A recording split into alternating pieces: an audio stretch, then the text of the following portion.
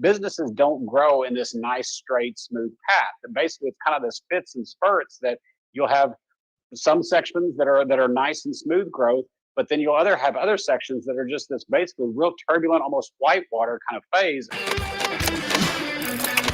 Hey guys, welcome back to the Leadership Stack Podcast, the podcast for entrepreneurs by entrepreneurs to increase your leadership, teamwork, and profits. This is your host, Sean C., aka Mr. CEO at 22.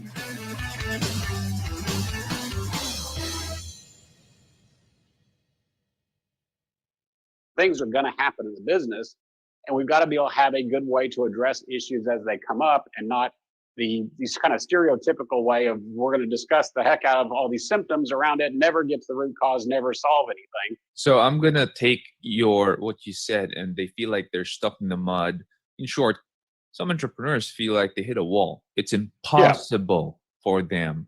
Entrepreneurs, we're optimistic. If we weren't optimistic, we're not going to be entrepreneurs, right? And what does it take for an entrepreneur to say, that's impossible? I'm stuck in the mud. What do you do, Jeff, during those times? Because that takes a lot of wisdom to get them through that wall of impossibility in their heads. An optimistic person saying that, it's almost also impossible for you to get them out of it. What do you say during those times? This episode is partnered up with Armory.ph. That is ARMOURY.ph. Armory is an online watch store and is the exclusive distributor of the brands TW Steel, Dion Milano, Fonderia, Luminox, and Mondane in the Philippines. Yes, folks, those are Italian watch brands. If you are looking to buy your next go-to luxurious everyday watch, go to armory.ph and enter the coupon code LS30. That's all caps LS30, no space. Armory.ph delivers straight to your doorstep with a security tape to make sure that your package is safe from theft, arrives on time, and is guaranteed working 100%. Go to armory.ph and buy your first luxury watch today. Well, it's the difference really is every company, from a business perspective, everybody's going to constantly be hitting ceilings as they grow on the business side. And the reality is simply, and a lot of times it's just a matter, honestly, of pointing this out to say, okay, the skill set, the structure of the company at 5 to 10 people for that level of business is completely different than what you need at, say, 50 employees, kind of a thing there, with 3 or 4 different markets instead of one market, kind of a thing. As you start to grow that business, I think it was actually a Harvard study, or there was a study a while back, kind of a thing, saying that businesses don't grow in this nice, straight, smooth path. And basically, it's kind of this fits and spurts that you'll have some sections that are nice and smooth growth, but then you'll have other sections that are just this basically real turbulent, almost whitewater kind of phase of, okay, that's more of a transformation that the business has to change at that point, whether that's simply growing out and scaling and saying, hey, we've got to actually have now a VP of sales, a VP of marketing, a CFO, et cetera. We've got to start breaking this up and structuring it rather than me as the entrepreneur or me as the visionary trying to do everything and wear all the hats. That's a difficult transition for a lot of people because they're used to having their fingers in everything. They're used to having that full control. But at the same time, if you can really show them through having a set of what we look at is a scorecard, or basically a set of metrics to say, okay, if you can sit back on the beach here and I'll bring you one piece of paper that's got 15 numbers on it that talk about, okay, what's your accounts receivable balance versus what's your number of leads coming in versus your number of reported defects, whatever it is that make the right numbers, the right metrics for your business, you can sit on that beach out there and be completely comfortable that, yes, by looking at these 15 numbers and the trends that have been going on, I'm perfectly confident that my business is doing what it needs to be. And I don't have to go sit in the back pocket of the sales rep to say, have you made your 10 calls today or whatever it's supposed to be, or sit with finance, say, okay, which numbers, where's our accounts receivable, where's the number? You don't have to be embedded like that into the minutia, into the details. And in a lot of ways, once they kind of see that and once they get comfortable with it, it's this huge load kind of lifts off to say, hey, this will work. We can actually do this in bigger picture, bigger scope, and I don't have to worry about all this. I don't have to have the stress kind of thing of what all the little details kind of a thing, because I do have the right people sitting in the right seats, reporting the numbers to where all I have to do is just see those numbers. I can be confident in that. So it's really getting them to kind of realize that yes, while they're used to doing things in a certain way, that's their way of doing things. As long as we get processes and procedures, even your culture, things like that documented, figured out such that you've got everybody on board with that, then you can step back and trust that, okay, we can grow to the next level because we have our systems, we have our foundation in place. And so therefore, going from salesperson 1 to now 2, 3, and 4 is really not that any big a deal. It actually is a true scale at that point because we have documented sales processes. We have a documented target market. We have documented differentiators and a guarantee that makes us different than our competitors. And all 4 of those salespeople are using the same language, the same everything that we're talking about in our business and working together. So it's a true scale rather than saying, hey, throw you to the sharks out here and go come up with your own verbiage. And all of a sudden we've got marketing pushing out one message, sales doing something else, and operations kind of throwing their hands up and saying, what the heck did you sell this time? If we've got this all documented and put together, then everything just keeps working as we grow, as we keep scaling there.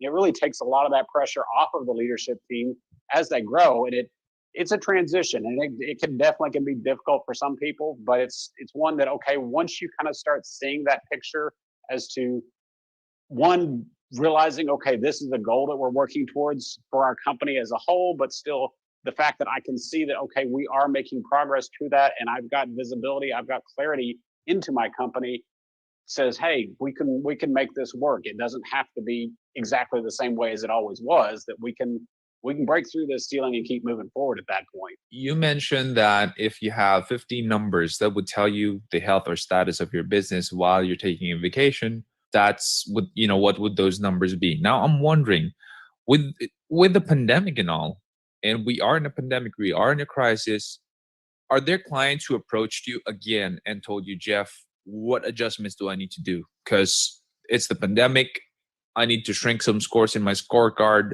How do I do it? Two questions there, and I'll kind of answer them separate. But in terms of, okay, what do I need to do? The question of what do I need to do in my business?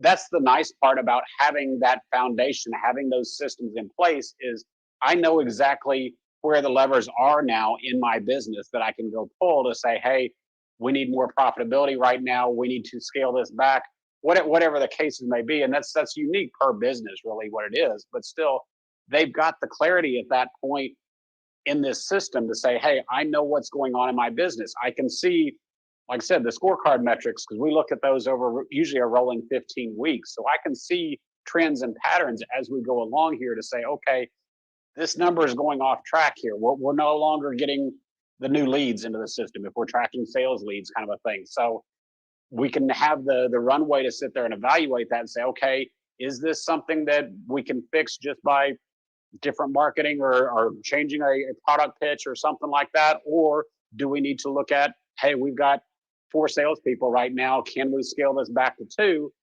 and still handle basically on our processes kind of standpoint? So yes, having that clarity gives you much easier way to pivot, much easier way to have that visibility. The other side of the question there that I kind of want to address is more, and we can look at it later, but it's the way I work with the clients here with my customers is really completely different from anything I did before with consulting, because on this side, I'm more of a truly is a coach at this point, not a consulting. So if you look at it from the sporting analogy kind of standpoint, the coach is the one sitting there training the team, working through practices, building up those skills, the muscle memory, things like that.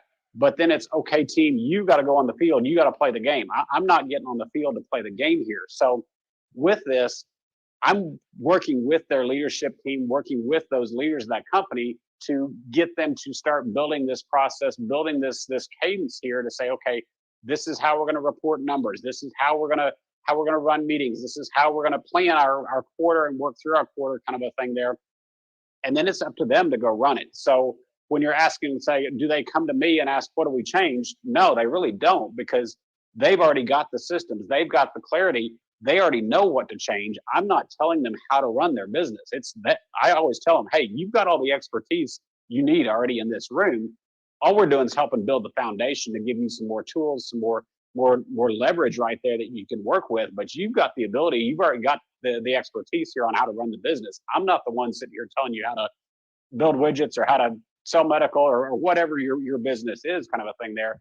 I'm just the one on the outside, basically bringing the tools, bringing the knowledge, bringing the expertise of the system here, as well as that outside accountability to say, hey, I'm coming back next month. I'm going to meet you again next quarter and say, why didn't we hit these numbers? Why are your scorecards off track? Why are your measurables off track? Because that's really the differentiation when you, as many books and as many tools and stuff out there, we all go pick up a book or watch a webinar or something like that. It's a great idea for Monday, and then by Tuesday it's completely gone, kind of a thing there. And in order to make this work, it's really a much more of, I refer to it as a journey. It's a longer term process that I'm sitting there working with you to sit there and build that muscle memory, build that habits in there. But from a running the business standpoint, it's 100% them. You mentioned also about culture earlier in your earlier answer. And culture is one of the things that, in my opinion, is super duper important when you're in a stage where you're investing in systems, investing in processes, just like what you have been mentioning. And I'm sure you can't just throw it out the window. I'm sure you also tackle culture when you're coaching these companies.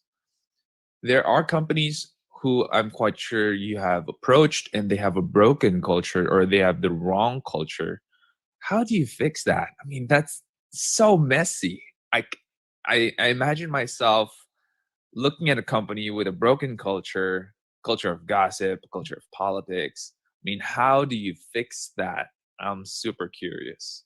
Well, it really starts with the leadership team in the first place to decide, because that's actually part of the vision component, is to say, okay, who are we as a company? Basically, three different things. What's your core focus? What's your core values there as the company? Who are we going to be? What are we going to do? Where are we going to go? Kind of a thing from your vision standpoint to decide, okay, like you said, vision statement's one piece of it, but we're going to say, hey, our core focus is looking at honesty and integrity. Our core focus is being always there for the customer. Whatever it is, it's always unique for every company, but still defining that out almost in kind of a vacuum to say, okay, this is who we are, taking everything else that we've got, all the people, all the issues, everything we've got out of the picture. Forget all about that. Ideal world, this is going to be who we are. This is how we're going to be known, and everything's going to move towards this culture. And then once we've got that defined from a vision standpoint, it actually rolls down into what we refer to as the people component, the people side, such that it's not just a matter when you're either doing a review of an existing employee or you're hiring for a new employee, whatever there, you've got, it's a combination of it. It's the having the right seat in the org chart there to say, okay, do you have the skills, actually the hard skills to be able to do this job, and or can you be trained to do this job? But the other side is, do you fit our values? Do you fit our culture right here? Are you going to subscribe to that kind of a thing there? And well, actually, there's actually several different tools. There's a that we work through that actually put basically almost a measurable scorecard again to say, hey, here are our 5, 6, 7, whatever it is, company values here. And you're meeting 1, 2, and 3. You're below the line here on 4. And okay, we'll sit down and have a very concrete conversation, manager to employee, to say, okay, here's where you stand. Here's where you are on our culture side. Is this something you're willing to work towards, something you're willing to address, things like that, and have that conversation there?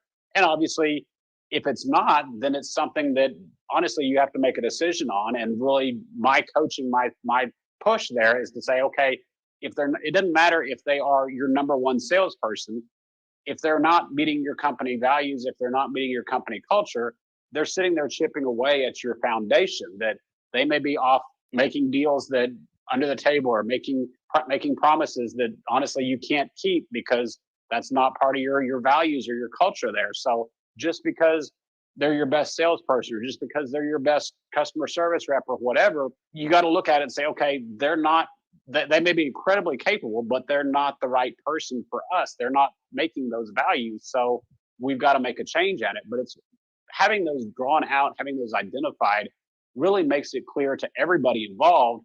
Because how many times do you have that conversation with an employee or with a manager And it's like, I don't even know what the measuring stick is that we're trying to measure up to or measure against here. If you've got these core values, this core focus laid out black and white that everybody in the company, everybody in the organization can see, real clear conversation, real clear, transparent kind of conversation of, okay, you're hitting these, you're not hitting these, or in the case of a new hire, you lay it out on the table right at that point. It's like, okay, here is our vision. Here's what we're trying to reach from a company standpoint. Here's who we are. Here's our values that we're going to measure to. And oh yeah, here's the actual hard skills and everything we need for this position. But you've got to, it's an entire package here. We're not hiring just because you're a great salesperson or just because you're a great programmer. It's the entire package. You got to meet these company values and live up to these company values as well as being a part of our culture. And it's really just ensuring you've got the right people there, right seats as well as right fit kind of a thing, to have both of them together. Culture and process over individual people, right? Yeah. When we look at it, it's a very clear differentiation to say, okay, make sure you've got the overall structure, the right seats for your company. Explain to me what the ideal structure is of your company. And then let's bring the people back into it and say, okay, does John fit this seat really? Does he, we refer to it as GWC, get it, want it, and have the capacity for it? Does he really get what's involved with his role, what his seat is? Does he really want that? Does he want all those pieces there? And then lastly, capacity. Does he have the skills? Does he have the time, et cetera, to fulfill that seat? But it's really a structure first, people second kind of idea that in some ways, it almost sounds kind of cold that, yeah, we can replace people. But if we put the wrong people into even the right seats at that point, it always is a hold back, an anchor right there on our company, holding us back there moving forward. You've got to have both, basically. You've got to have the right structure, the right seats laid out, but you got to have the right people with the right values in those seats. Love it. And that is something that I also learned from the book Good to Great by Jim Collins, I believe. Yep. Right? Super important. Right people in the right seats. Sounds so simple, but a lot of companies get it wrong. Oh yeah. It's simple until you try to go do it, and then yeah.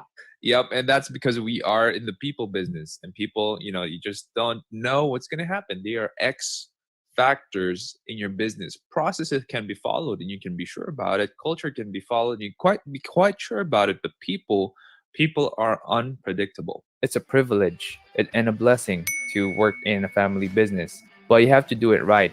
Just like any other company, you have to do things right. If you do things wrong, then the company will crumble and fall down and be torn apart. And I think that as a family, you have more chances of getting up.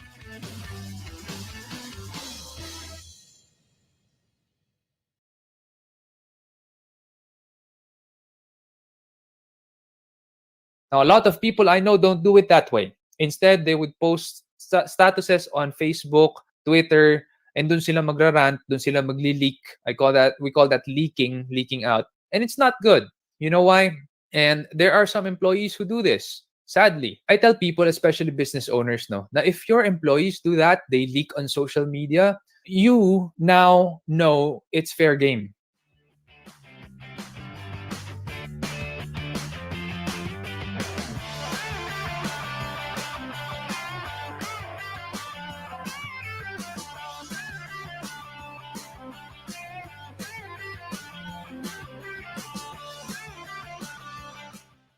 From Jazz, was there a time in your life when you question your confidence in the business you're running? Yes, and yes.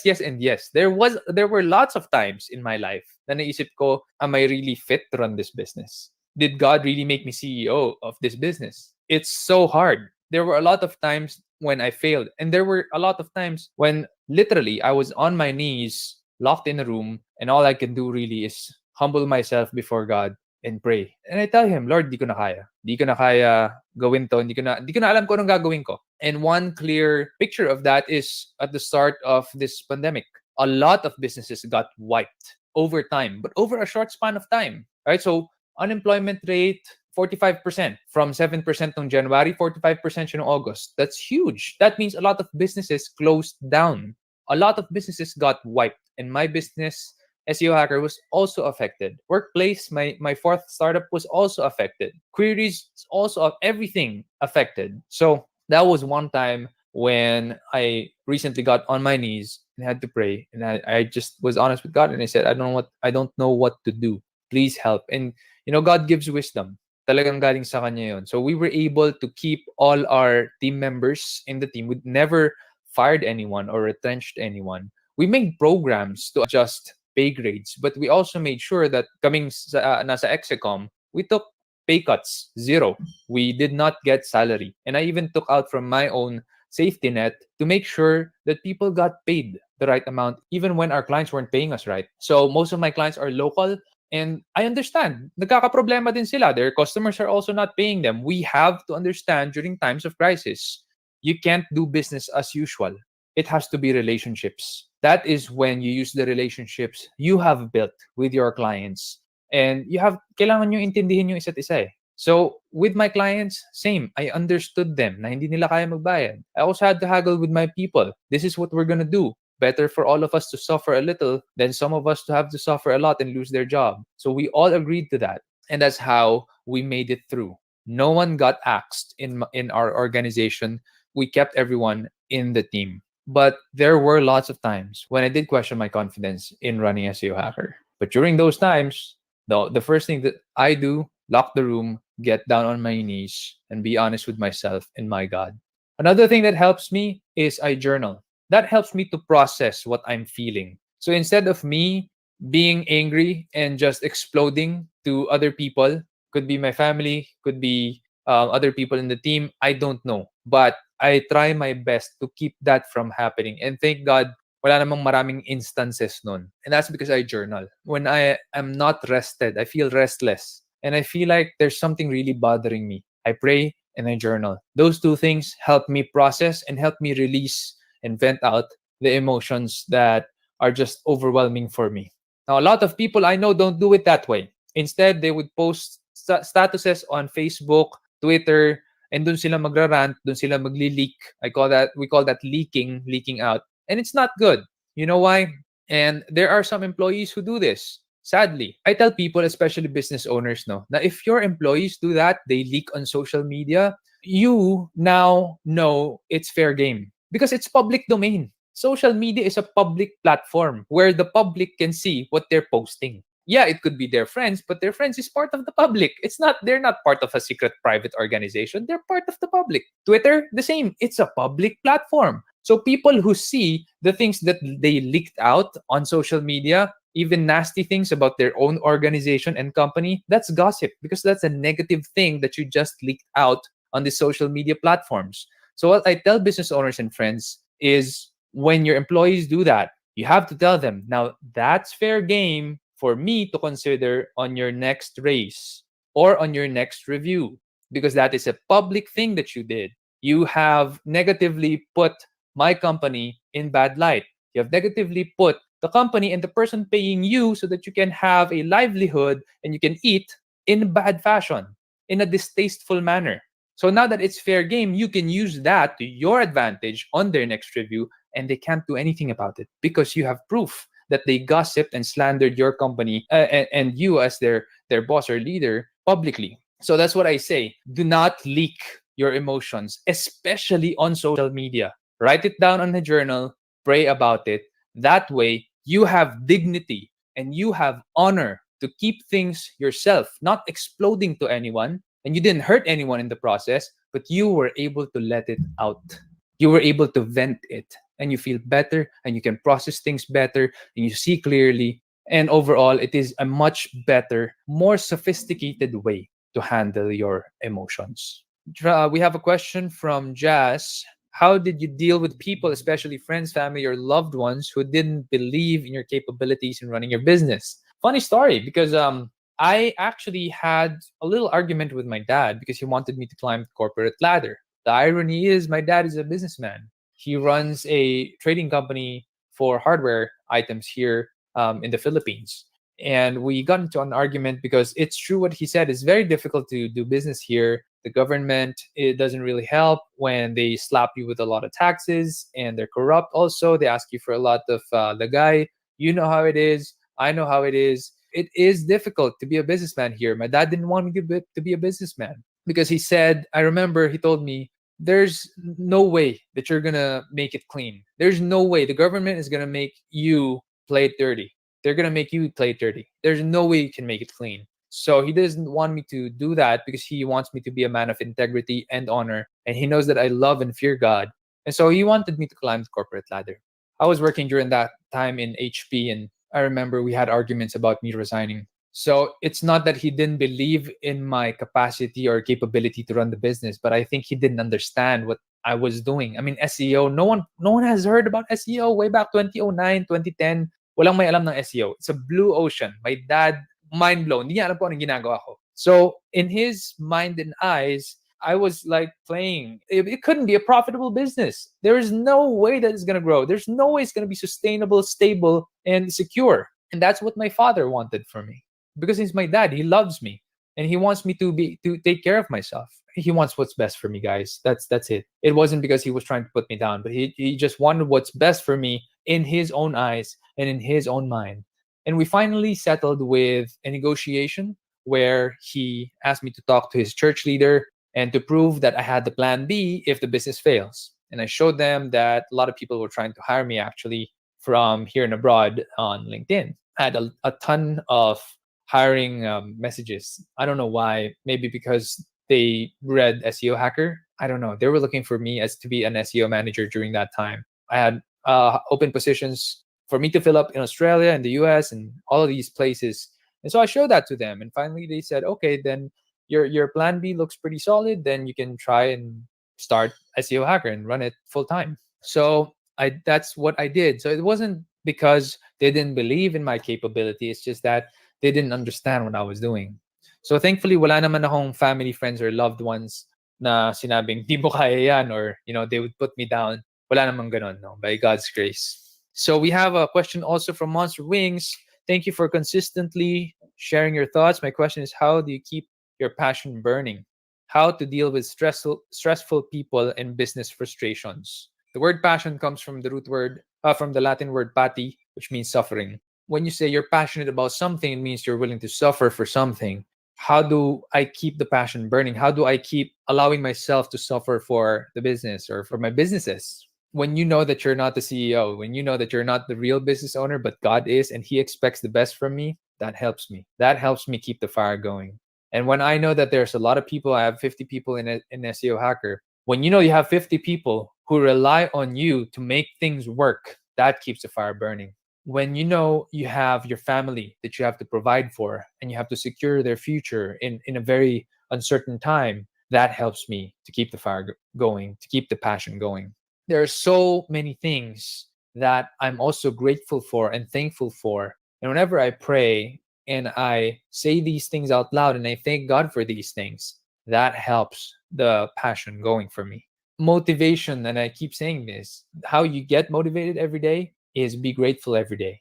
Have 10 things that you're thankful for every day, and you will know that there's no reason for you to stop. There's no reason for you to shortchange yourself and just laze out, be lazy. There's no reason. There's a lot of reasons for you to make sure you do your best. Your next question is how to deal with stressful people and business frustrations. Well, the first thing I do is I quiet down, settle down, I pray. Sometimes I meditate. I just put on my noise canceling headphones, turn on the meditation audio, and just close my eyes and meditate. Just breathe deep, and that relaxes me. And then I journal. I make sure to write it out, because if I don't write it out, guess what? It squats on my head. And a lot of people, again, what they do is they leak it out on social media, which is one of the worst things, if not the worst thing you can do. I just write it out on a journal. That's what I do. I deal with stressful people truthfully. My wife says that I have to do it truthfully and with love, but my tendency is to just do it truthfully. I need to add a little bit more love in my words, I know. So I'm a work in progress when it comes to that one, but usually I just confront them straight on. That's how I deal with stressful people. Another question from Cedric. Can you share with us your journaling habits or routines? So when I open my journal, I use a fountain pen. By the way, if you want to know what kind of journal I keep, it's a leather journal, super simple. And I have the sheets here are refillable. So my handwriting is hideous. You will not be able to understand my handwriting. Sometimes I don't understand my own handwriting.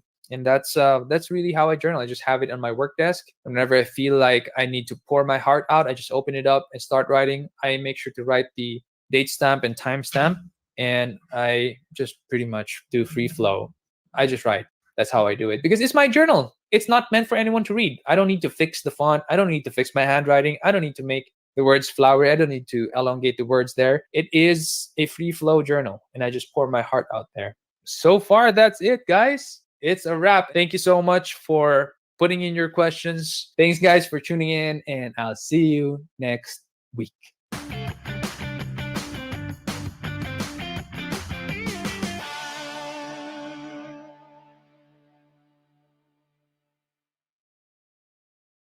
Now you have money. It's just that you're gonna risk it again. That's where we get the term na pinapaikot yung pera. You have to reinvest that money you made into assets. Equipments like freezers. Don't spend it on new cars. Don't spend it on new gadgets. Don't spend it on things you want, liabilities. Spend it on assets.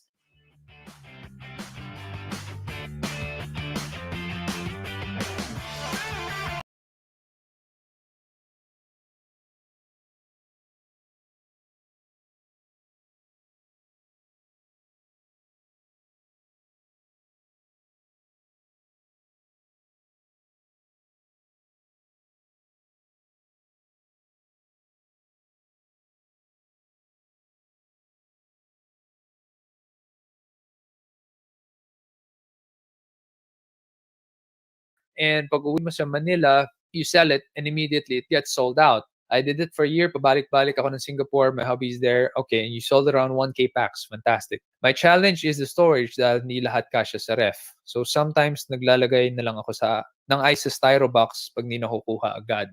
Here's the thing, once i-import ko siya via sea, I will be charged for a full container load, or we call that the MOQ, or minimum order quantity. One pallet has 50 boxes, 5 packs in total, malayo sa 1,000 packs na nasold mo for the entire year. Okay, so that's more than double. Once mag-import ako, thinking of at least 5 pallets para hindi masayang shipping fee, sobrang dami niya pa rin. And need ko maghanap ng cold storage to rent. Maybe that's the reason why I'm looking at supermarket para direct sa sariling warehouse and product. But you're gonna have a consignment fee, somewhere 15 to 30%, which is huge. So your profit margin will be smaller. You will saturate the market, meaning you will satisfy them. So your demand will also decrease, meaning your profit margins cannot go that high because supply and demand, diba? The more supply there is, kasi nilagay mo siya sa grocery stores, the less demand. If there's less demand, then your price, you cannot increase it really that well. Okay, but you're right. I realized after you answered my question, iba pa rin yung direct selling. I should find distributors, resellers sa iba't ibang area. My fear is hindi lahat may freezer to store it. Also thinking of offering the products sa mga shabu-shabu restaurants. So I don't know how to start with that. What's your opinion? I hope that you guys got to follow this business case study that I'm going to try to answer right now. So in my opinion, you are in a scale-up process. No? Parang startup siya na you're trying to scale it up to see how you can balance it out. This has happened to me before in SEO Hacker, and this is because when we have new clients, tapos tsaka pa lang ako mag-hire, ititrain pa namin yung bagong tao, maghahabol kami. So what I do is, there's a dilemma. Do I hire first para pag nakakuha ako ng bagong kliyente, may tao na akong ready to take on the client, ready to take on the load, para hindi kami overloaded, kaming mga team members na nandyan na? Or do I wait to get a new client before I hire? Because hiring a new person, tapos wala naman akong bagong client papasok, is more of an expense. So it's like a chicken and egg problem, and you're actually there in that area right now because you're actually selling 1,000 packs. Yeah, 1,000 packs for 1 year, going to and from Singapore. You immediately sell it out. You don't have a problem there. But now you're thinking, if you're going to get the MOQ, or the minimum order quantity, papa-deliver mo dito via container, 2,500 packs na yon. And you're not sure kung kaya mong ibenta or ubusin lahat agad. In terms of freezer, if you're going to buy freezers, capex na yan, capital expense. Meaning you're going to have to pay for it. You're going to have that equipment for a long time, assuming you bought a good quality freezer. So hindi naman yun nabubulok.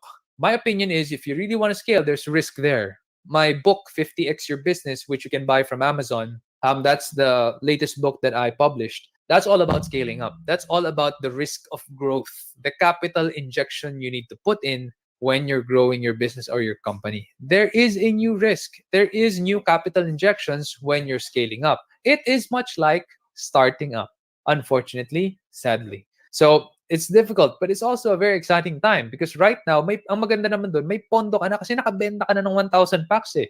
It's not like you didn't have money. Now you have money. It's just that you're gonna risk it again. That's where we get the term na pinapaikot yung pera. You have to reinvest that money you made into assets. Equipments like freezers. Don't spend it on new cars. Don't spend it on new gadgets. Don't spend it on things you want, liabilities. Spend it on assets.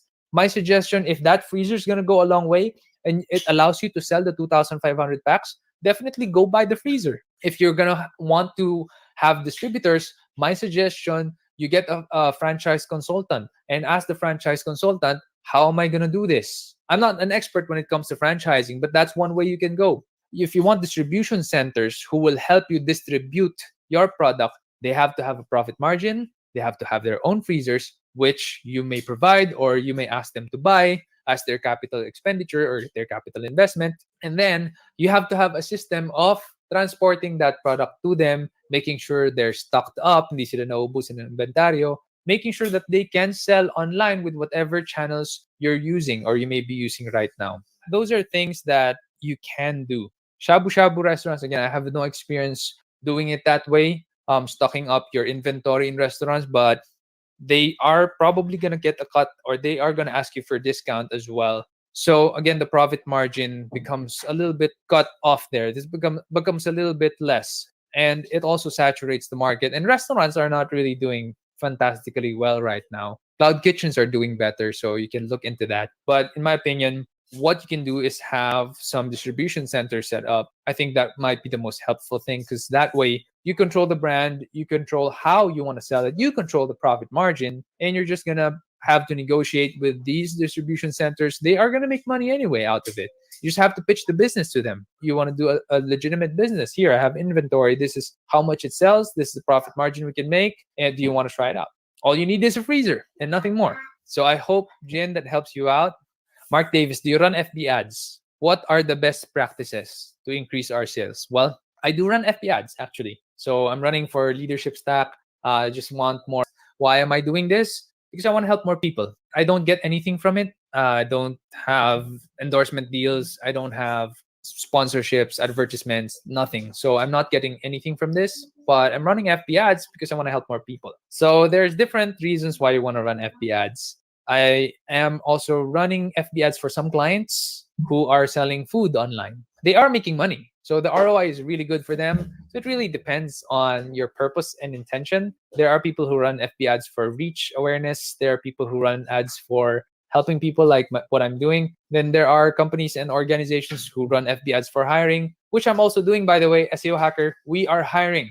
We have tons of open positions, digital marketing consultant, SEO specialists, writers, link builders, you name it. Ang dami naming hinahire ngayon. So if you're looking for a job or you know someone is looking for a job, please send us over their portfolio, PM our Facebook page, SEO Hacker, or email us at hr@seo-hacker.com. Email us your CV or your resume. Tell us that you're applying. So I am running FB ads for that right now because we need people in the team. We need more people. We don't want to get caught with our pants down when the economy starts to continue on. I think that the economy is trying its best right now to get jump started and move again. So we are getting some inquiries, we are getting new clients in, and we want to make sure that we have the right manpower to be able to not just handle the work, but to make sure that we fulfill our promise that we provide only the best quality kind of digital marketing and SEO out there, and the ROI is really big. So that's one reason why we're running FB ads. Best practices to increase your sales. Right now, we're getting a lot of our closed deals from the keyword SEO Philippines, SEO Services Philippines. So these are keywords that we rank for and we practice what we preach. So we do SEO for our own websites and entities. And that's actually how I get to close a lot of deals. So that's my best practice, how you get referrals, how you get word out about your company, about yourself. Well, if you have platforms like, for example, the Leadership Stack podcast or what I'm doing right now, you guys know I'm running SEO Hacker. I'm the CEO and founder. So maybe if you know someone who needs SEO or digital marketing, you'd refer them to me. I don't know, but the chances of you not knowing me is very high. So if I'm not doing anything to make sure that I'm out there, I don't get referrals, I don't get business, I don't get sales. So best practices is to just keep on going, SEO is one really, really good way to make sure that you get sales, because people are searching already, and they are when they search and find you're offering it, they're that much close to being a customer. So I'm not promoting SEO for just promoting it or because I'm running SEO as a company, but really SEO is an extremely really good platform. It's an extremely good digital marketing process that will just give you more and more leads and more sales.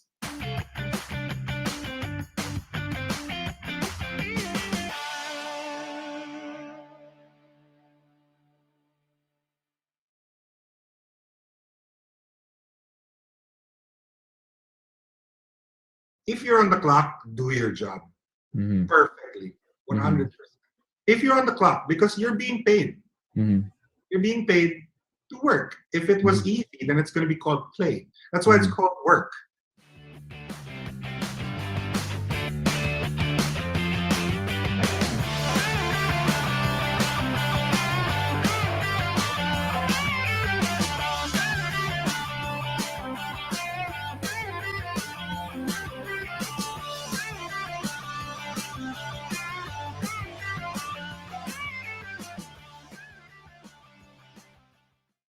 When I don't know, are you guys remote working right now? In the office, Yeah, are you guys all operational remote working? well, I personally go to the office probably twice or 3 times a week just to see people. Mhm. Our CEO goes to the office about 4 times a week, but he's mostly in Congress or in like other clients. Mhm. But everyone else is work from home indefinitely. Okay. Like, I mean, Same we with don't us. know. Sorry, yeah, same with you guys, huh? Yeah. Yeah, So I don't know, man. There's no vaccine yet. Like, yeah. I'd love to see friends, but only close friends. Like, like Yeah. I don't know. I can't see like regular people, like gigs or like bars and Yeah. stuff like that. Or, Yeah. wala pa naman. Close Yeah. pa naman. But our office is work from home indefinitely. Yeah. Yeah. It's scary. I don't want to require people to take, public transport or Yeah. traffic. You just have some people that you're willing to get sick together with, and that's fine with Yeah. you. People So I love and trust. so there's this dynamic group of people that you have working with you from pre-pandemic era all the way to the lockdown and now to the new economy that's opening up, and these are creative people at work, people maybe in your band, even people in the accounts you handle, Yeah. different people. Now the question is, do you hire your own people in the team? Do you hire them, and do you instill your company values in them, your personal values in them? How do you do I it? personally stopped interviewing people like about a year and a half ago, 2 years ago. Because agency life, man, grabbing attrition ng tao. In advertising, people hop from agency to agency. Mhm. So I started to get emotional, like, oh, you're going to leave us? I thought we Yeah. were friends. Yeah. So I stopped interviewing people. The people who interview, we have an HR department, and then, of course, whoever they're going to work with, either it's creatives or technology. And then if our CEO feels like it, then he'll interview them. I train them, though, when they work under me. Like, for example, I personally handle the Dunkin' Donuts account. Mhm. So with the Dunkin' team, everyone has to work at my pace, which I'm not intense. I'm only intense if it gets really irritating or I'm allergic to excuses that I know are lies. You know what I mean? Yeah. Yeah, I know So, what you mean. yeah. Yung parang, come on. I have a ridiculously high IQ and you're going to tell me that that's your reason? Like, there was this one person that gave me a ridiculous excuse for being absent. And I said, you know what Mensa is? Google Mensa. And then come back to me with a better reason. Google first Mensa. I'm part of Mensa. Google it, then come back to me. Oh my But gosh. in terms of handling people, I'm pretty chill. I'm pretty chill unless you make a mistake on purpose.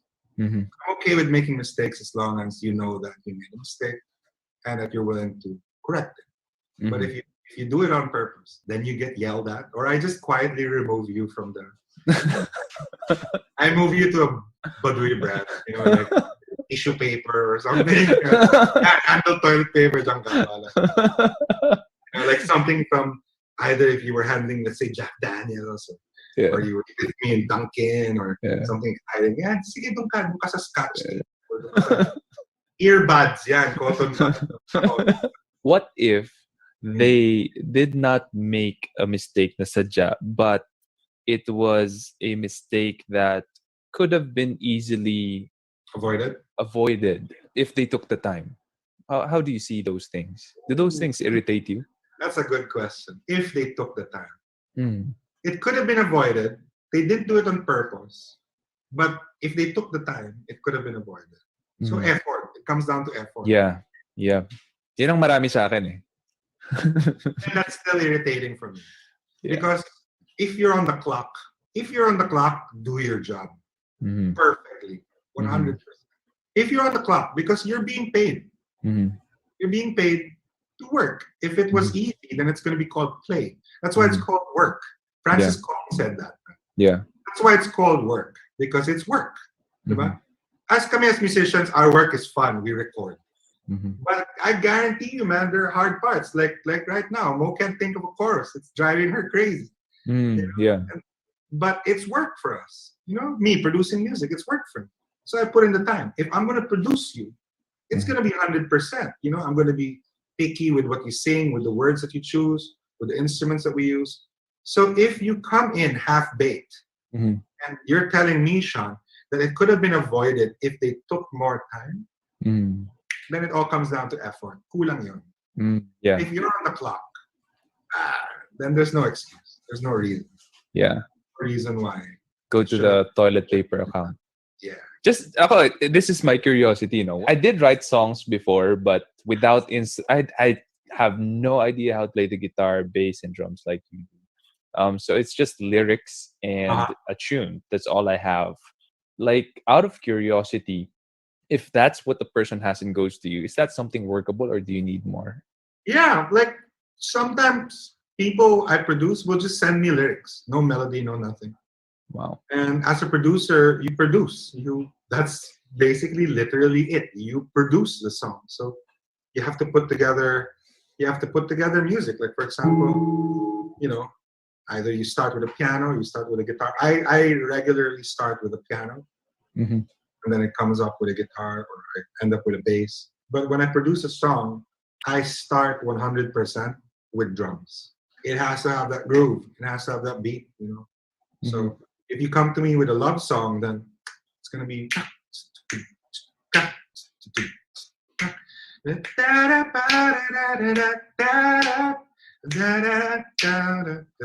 then we go from there.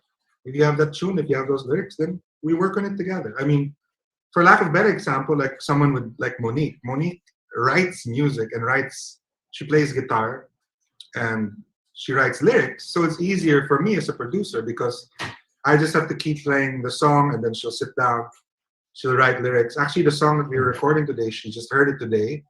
And then she wrote the words to it and, you know, putting it all together. It all comes down talaga to that hook.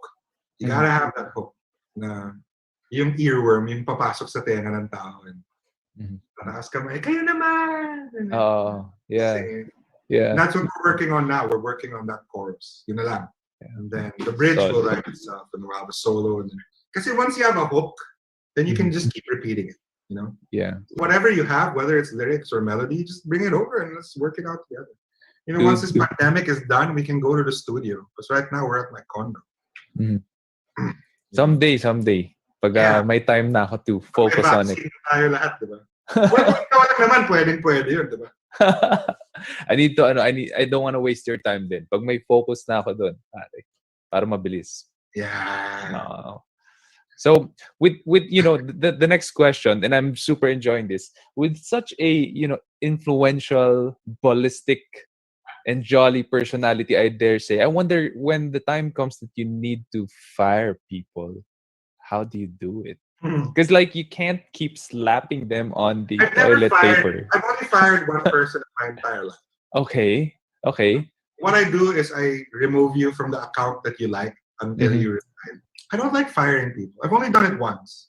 To answer your question differently, I'm very jolly, but when I get mad, man, especially if you cost the company money, Yeah. lost the company an account, Mm-hmm. or if you're doing it on purpose. Oh Or man. pinaka-hate ko is if you're doing it to hurt someone else. Oh Then man. doon ako nagagalit. Na talagang, dude, I get mad. I get mad. Sobrang bad trip yun. Oh, I get mad. And I know how to get mad. I know how to get mad. Like, I'm very measured in my anger, but if I get really angry, the best thing for me to do is walk out the room before before I say something. You're so fat, or something like that. I don't know, like something personal. You smell like beef, or something weird. So, yeah, it all comes down to just.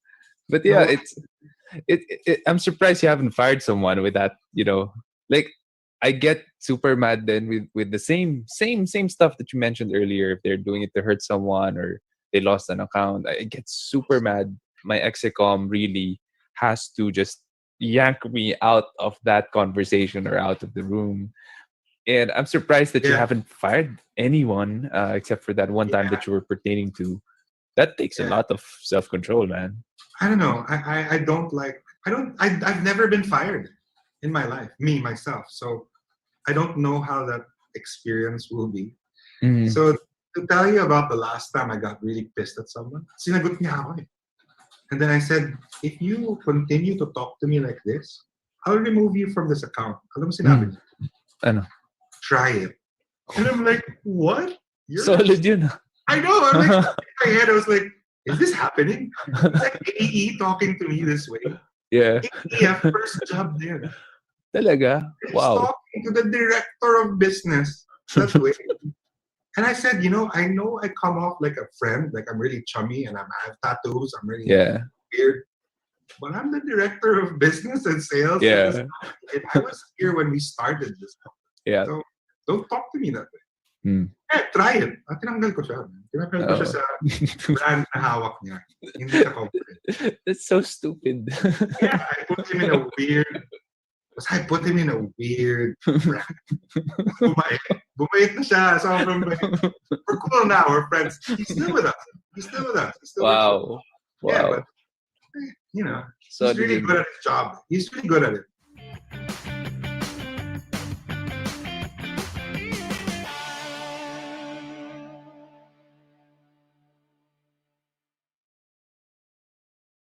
To have that holistic transformation does require an energy exchange, because then you're actually invested in the outcome because you have skin in the game. Where people also get mentoring all wrong is they think they are entitled to it, or it should forever be free just because they want mentoring, but they're not adding any value. Well, it doesn't work that way.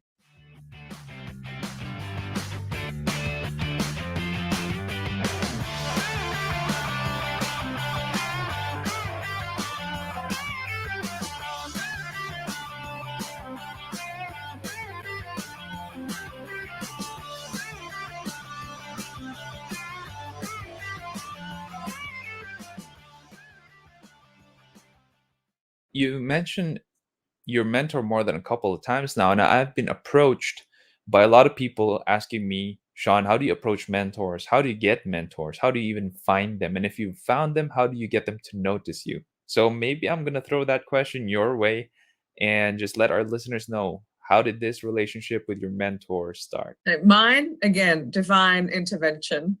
I went to a LinkedIn event, but before that, look, I did start doing work on the vision, the journaling, the seeing it to believe it. And I know that if I can see something in my mind's eye, it's happening. It is already a metaphysical reality. Now it's my job to actually make that my physical reality.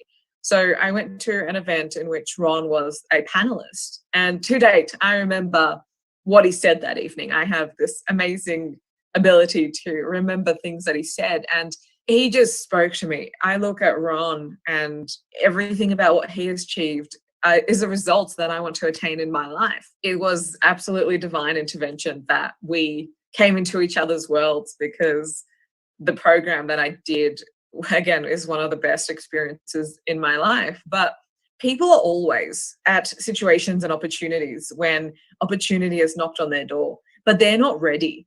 So, for example, when I met Ron and we had the discussion, this is what I want to achieve. He showed me a pathway. I had enough self-belief to take the risk, to roll the dice, make the investment. Back then, it was one of the largest investments that I have made in myself.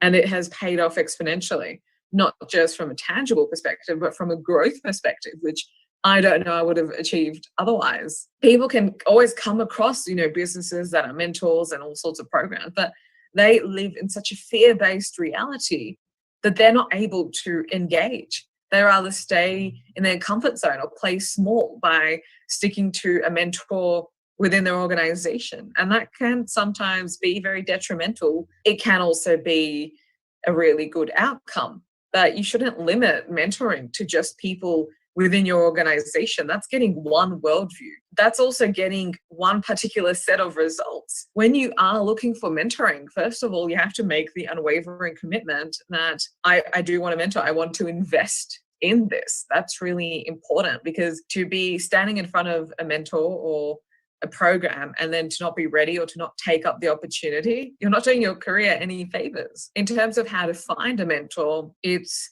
first of all, you have to put out the energy. People come into your world when you set out an intention. So putting out that energy and putting out that intention, I think, is the first fundamental aspect, and understanding the value of it. Because if you don't value mentoring, it doesn't matter if the course is $10,000 or $100, it won't mean anything to you. So it's really knowing why you are mentoring. And then it's looking for people who actually have the results that you want. And some don't have a pathway for you to be mentored with. So, that's okay. But then there are people who have the results. They're able to put that in a pathway and a program.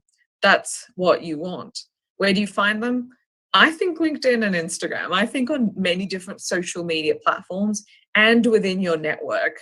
So it's putting out that sort of call to action to the universe and your network, and to start activating that to find the person. And when you do find that person that you are in total alignment with, well, the worst thing you can do is not take the leap and self-belief and do a program with them, experience their mentoring, because you can't lose with mentoring. If it's a great experience, that's wonderful. If it's a bad experience, you are still exercising the muscle of investing in yourself. Fantastic. And so for a lot of people, in my case, one example is when I meet someone who I want to learn from, usually I just hit them up on social media. And before the pandemic and the lockdowns, I would say, hey, can I buy you lunch? I want to learn from you. 1 hour, no more than that. And that's really how I find my mentors. Yours was in a program. And I want to know, is it a continual thing where you really, invest in yourself month on month to be in his program? Or are you more in a casual mentorship relationship right now? No, it's definitely not a casual mentoring relationship. It's a structured investment. And that's where people don't get a lot of the transformation, is because there's no actual energy exchange. I mean, at the start of my career, absolutely, I did the same. You network and you catch up with people, so on and so forth. To have that holistic transformation does require an energy exchange, because then you're actually invested in the outcome, because you have skin in the game. Where people also get mentoring all wrong is they think they are entitled to it, or it should forever be free just because they want mentoring, but they're not adding any value. Well, it doesn't work that way. So investing in yourself is the way to get the greatest dividends and returns, because the more that you become, the more that you can achieve, the more results that show up in your life. And why would I wait, again, like 10 years to figure it out myself? I will join this mastermind. I will join this program as long as it works for me.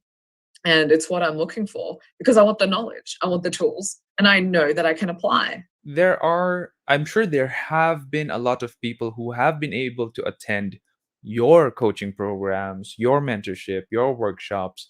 I wonder, are these people more of company founders or professionals? And when they have finished your sessions, do they go on to become founders, or do they have, sort of a level up in their careers as professionals? What happens then? Of course, they have a level up in their career. I mean, when you work with people, first of all, you develop the mindset.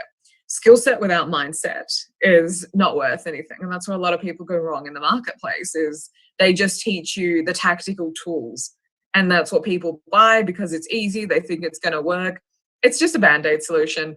It doesn't work. So the mindset transformation and expanding people's worldviews, expanding people's bandwidth of possibility, that is something that is with them for life. Because I have worked with Ron, what, that emotional, intangible outcome and the work that I have done on myself, to know what I'm here for, to really be able to articulate your passion, to be all of who you are, that's with you for life. That isn't something that it's intangible. And again, I keep on repeating it because that's the value of mentoring. It stays with you forever. And then, of course, you go into the more tactical pieces. So this is how you might leverage LinkedIn in order to scale your career. This is how you develop a personal brand that is based around you as an individual. And this is how you, for example, position yourself in the marketplace. This is how you have a level of congruency in your career. And of course, that attracts more opportunities because you have the ability to stand out. You have the ability to be seen. And in the social age, that is really, really important to be seen. People want opportunities. People want clients and to have connections, but they don't want to be seen. They're too scared of standing out. It doesn't work that way either. So when people work with me, you get the mindset and you get the skill set. And what I do, it's all pieced together. You get to be that leader. You get to have this congruency with everything that you do. You get to understand things that you wouldn't have come across because it's unconventional and it's not publicly available knowledge. There are many, many benefits of engaging a mentor. And sometimes I tell people, I don't care if it's me. It definitely doesn't have to be me. I'm not the fit for everyone, but someone. Right. So are most of the people who approach you, are most of them entrepreneurs or professionals? I'm just wondering. Professionals. And now I'm wondering about this hashtag top 100 women in construction. So I had to search it earlier. I had to find out what it's about. And I want you to be the one to explain to our audience, what is it? How can they join if they could even wait, 8 hours around the world in an airplane here in the Philippines. I don't know where you are in Australia. Where do you live in Australia, by the way? Melbourne. Got it. We me and my wife visited Melbourne February last year. Our first time in Australia, by the way. Beautiful country. So hashtag top 100 women. What's it about? So I'll answer that question, but so top 100 women, it's another platform, it's another business. So I'm not going to promote it. So I'm just going to talk about it in brevity and then that will be it. Yeah. Sure. Thank you. That was a really valuable moment in my career to be recognized in the top 100 women community for the contributions that I provide to the industry. And of course, it's not about the accolade itself. It's about showing other people this is what's possible. Got it. Fantastic. And congratulations in being featured there. I'm sure it is a prestigious award that you got. No. And what are, so construction, again, one of the coming into this interview with you and trying to formulate the questions, at the back of my head I keep on wondering, like, construction here in the Philippines, it's so different. It is so different there in Australia, because I've been through your site, I've read the stuffs that you have in there, and it is like you couldn't find a website like that here in our country. What are some of the most important lessons that you have learned in your time in your construction projects? On projects, I have found that you need to make a conscious decision as to the type of projects that you want to work on, because that has a high level of influence on your career and what you actually want to work on. And this is where the level of complacency comes in, because people sometimes choose an organization based on their brand name, or because they're the sexy company, or a friend works there. And they end up working on projects that do not inspire and ignite them. So aligning yourself to the projects that you want to build your career around is really, really important. And it's a people industry. 90% of everything of what we do has people involved. And if you do not like people, it's definitely the wrong industry for you. But a lot of what I found on projects, it's about managing expectations. And that has to come with a high level of integrity, because it's very easy to say, I won't do it today, or it's not available, so on and so forth. We actually have to understand the broader repercussions of your behavior as a leader onto other people within your direct project team and within the broader project stakeholders. So managing expectations has always been the key, because it is your job as a leader to say, okay, what does everyone else need to achieve? How can I make sure that they achieve what they want in order to achieve what I want? So that's been quite imperative. And then I've also found that there are a lot of people in management positions. Management positions is not leadership. The two get mixed up all the time. Just because someone is a great manager of processes and managing outputs, it doesn't actually mean they are a leader. So the people, the direct people that you work with on projects, that has intense influence on your own career and what you actually, how you experience the industry and what you actually perceive the industry to be. Because you may work on some awful projects, and I have, but the team we were amazing. But then I've also worked on projects that were the coveted ones, and the team have been average and subpar, and that has, quite negative consequences on your experience within the industry. So the people that you work with, it's very, very important to vet that. I want to know, as a construction coach now, what are some of the most common questions? And I'm sure you get a lot of questions from people that you coach and you mentor. What are some of the most common questions that they ask you? Good question. That is a good question. People ask, well, a lot of people ask, how do I do everything? Because I am a high performance individual and I have a lot of output and outcomes. So a frequently asked question is, how do I do it all? And it's not that I do it all. I am very specific in how I allocate my time, but I'm also an old timer. I do it all the time, not just on weekends, not just a little bit here. It is full immersion. It is obsession with everything that you do, because it just lights you up. It's my zone of genius. I love what I do. I also really get asked about, Eleanor, I don't know where to go, or what should I do? And this is a very detrimental question when people ask, because what happens is you're allowing someone else to color in your own career path for you. And what they say, yes, you should be a project engineer for 3 years and then a project manager and then that. And then people just blindly follow that. It's not for anyone else to dictate your own career path. It is always on you to dictate your own career path. So what I ask people in return, well, I'm not going to tell you what you want. How about you tell me what you want? And then people actually realize they haven't spent more than 2 minutes ever thinking about what they want. They think about what they don't want. I also get asked a lot around, look, of course, that LinkedIn, that ability to stand out. Standing out is my prerogative. I don't have that fear associated with standing out. So there are lots of questions I get asked about me as an individual, but a lot of questions around the industry and, how to navigate your career and how to attain employment and how to everything. It's amazing. And I want to ask, Eleanor, you have been doing this coaching, and I'm wondering, like, because you mentioned 2019 April was when you couldn't sleep until 5 a.m. You're formulating all of these things. Now I'm really wondering, like, how young are you? Um, because when I started my business, I was 22 years old when I finally registered it in DTI, which is our small to medium enterprise business registration here.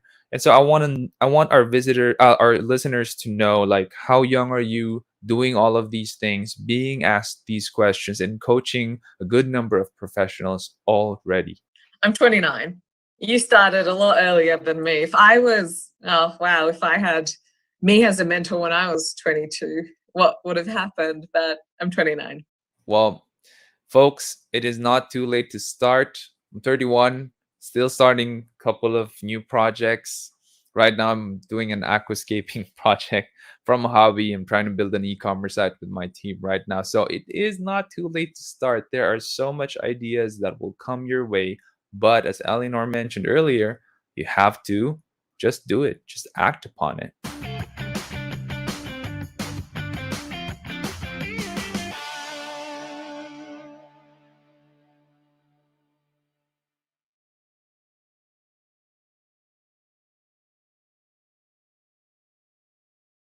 People ask me all the time, how did you build 3 businesses? How do I do what you did? How do I follow in your shoe steps? And my best advice is don't.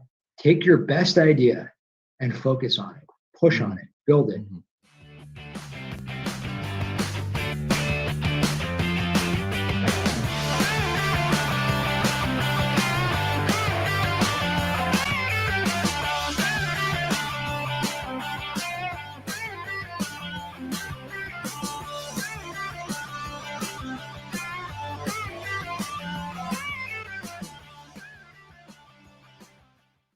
One of the things, and I'm just going to run this idea by you, I'm just going to tee you up for this. Sure. One of the ways that a lot of entrepreneurs now, especially startups, validate their idea is through the lean startup model by Eric Rice. Are you familiar with that model? Yeah. Were you able to practice that? Did you do that for any one of your businesses in the Veloz group? I wish that I could tell you that we were smart enough to. I'm a very big believer in that model. I'm a very big believer that companies should follow that model.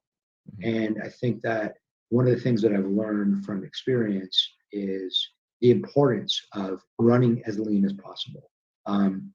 When we started our businesses, we did everything the wrong way. I mean, for starters, we started off by pushing on 10 ideas at once. That's not the way to do it, my man. Yep. I mean, Sean, you're an entrepreneur. Anyone listening who's interested in starting their own business, don't do that. Don't do what I did. People ask me all the time, how did you build 3 businesses? How do I do what you did? How do I follow in your shoe steps? And my best advice is don't. Take your best idea and focus on it, push on it, build it. And Sean, to your point, I love that. I love the idea and the philosophy behind the lean startup, starting with validate, know your customer. I'm a very big believer in the importance of customer centricity in your business at every stage of your business. So our businesses are more mature now and they're catering to lots of different companies, across the world in the case of our office furniture business. But at every phase of our business, it was critical and is critical for us to be highly customer centric. And one of the things that following the lean startup model teaches you is the importance of customer centricity even before you have a business, because you're thinking about who is my customer? Do I have a customer? Is my customer going to buy my product? Does my product really resonate? Or is it just something that seems cool to me? With custom tobacco, we fell into the trap of falling too much in love with our product. We thought that, we had this great idea and everyone who we told this to, everyone said, oh my God, this was great. And, we were counting our money. Not only did we not have any money, we were losing all of our money, but we were so busy counting all this money that we were going to be making that we didn't realize the importance of doing the hard work of market validation. And that's something that everyone needs to do.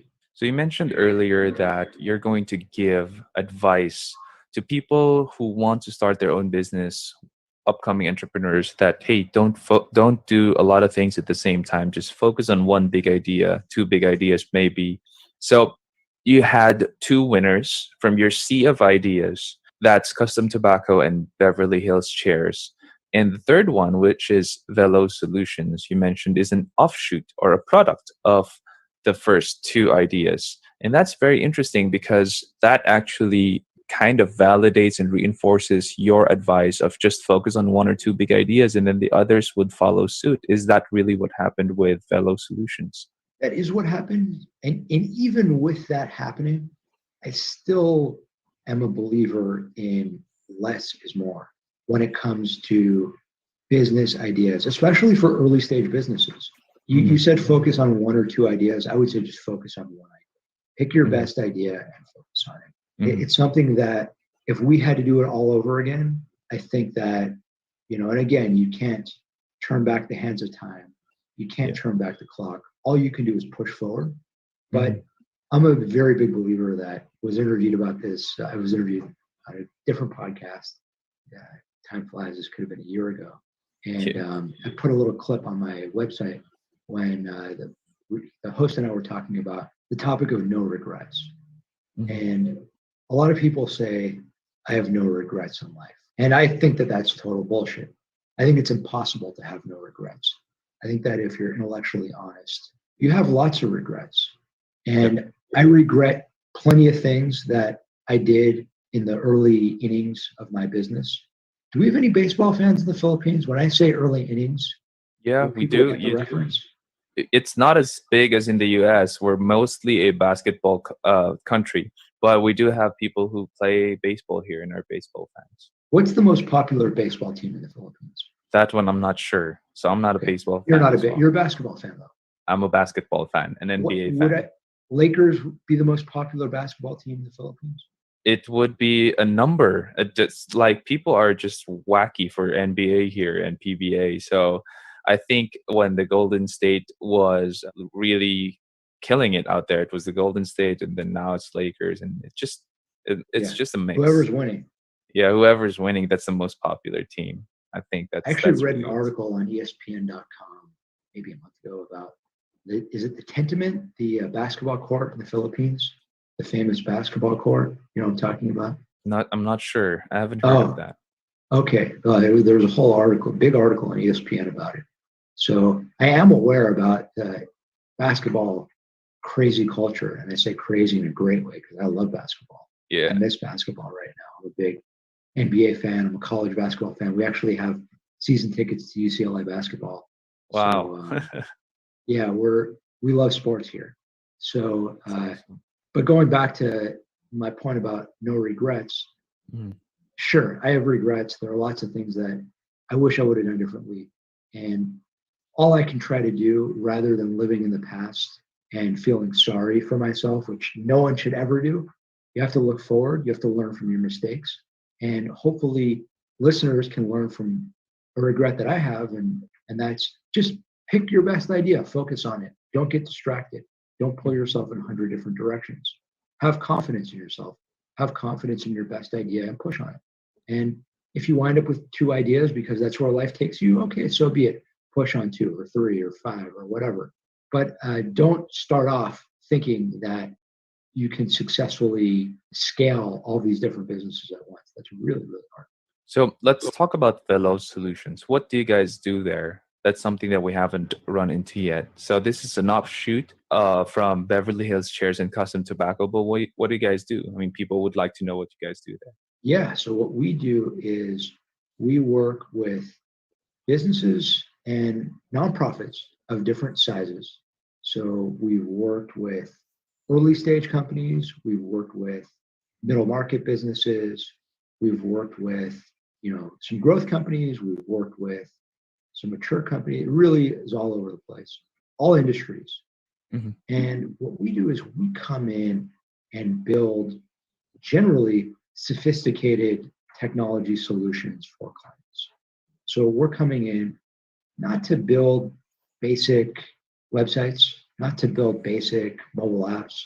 If someone needs kind of a basic WordPress or Squarespace app, that's not what we're doing. What we're doing is we're coming in and building complex solutions that your run-of-the-mill development team generally isn't capable of doing.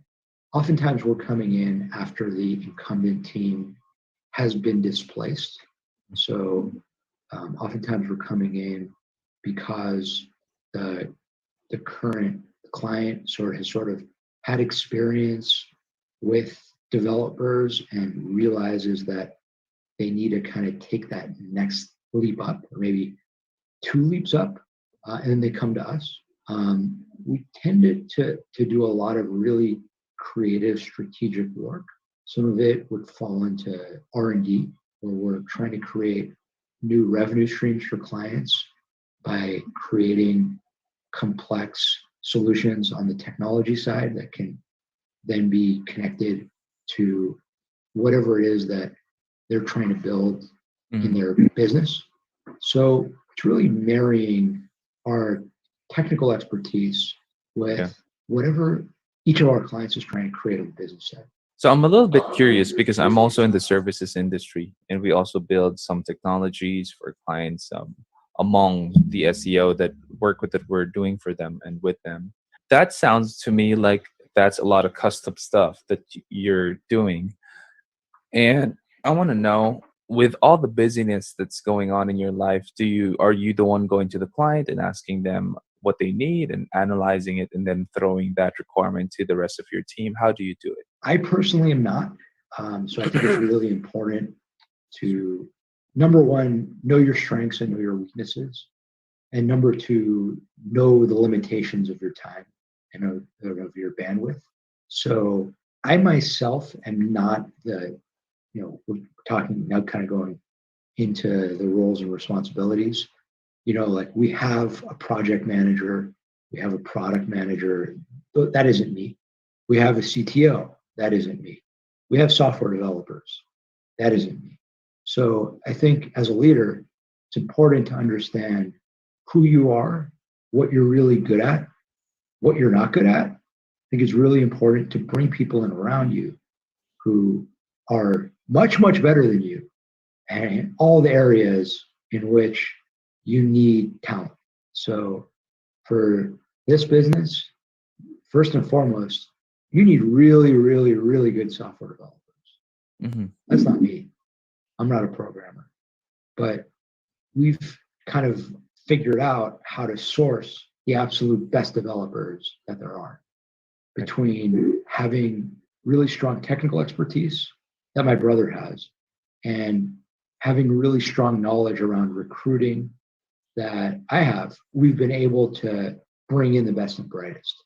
So that's worked as an example. But I just think kind of on a more global level, it's really important to understand as a leader that not only can't you do everything by yourself, you shouldn't do everything by yourself. You're not going to be successful if you're doing everything by yourself.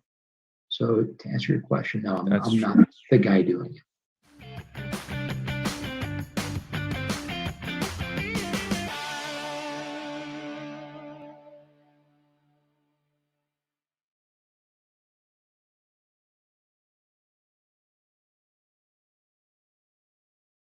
If I were operating from a place of completion and wholeness and joy, I could have retired faster, I could have retired richer, and I could have retired earlier.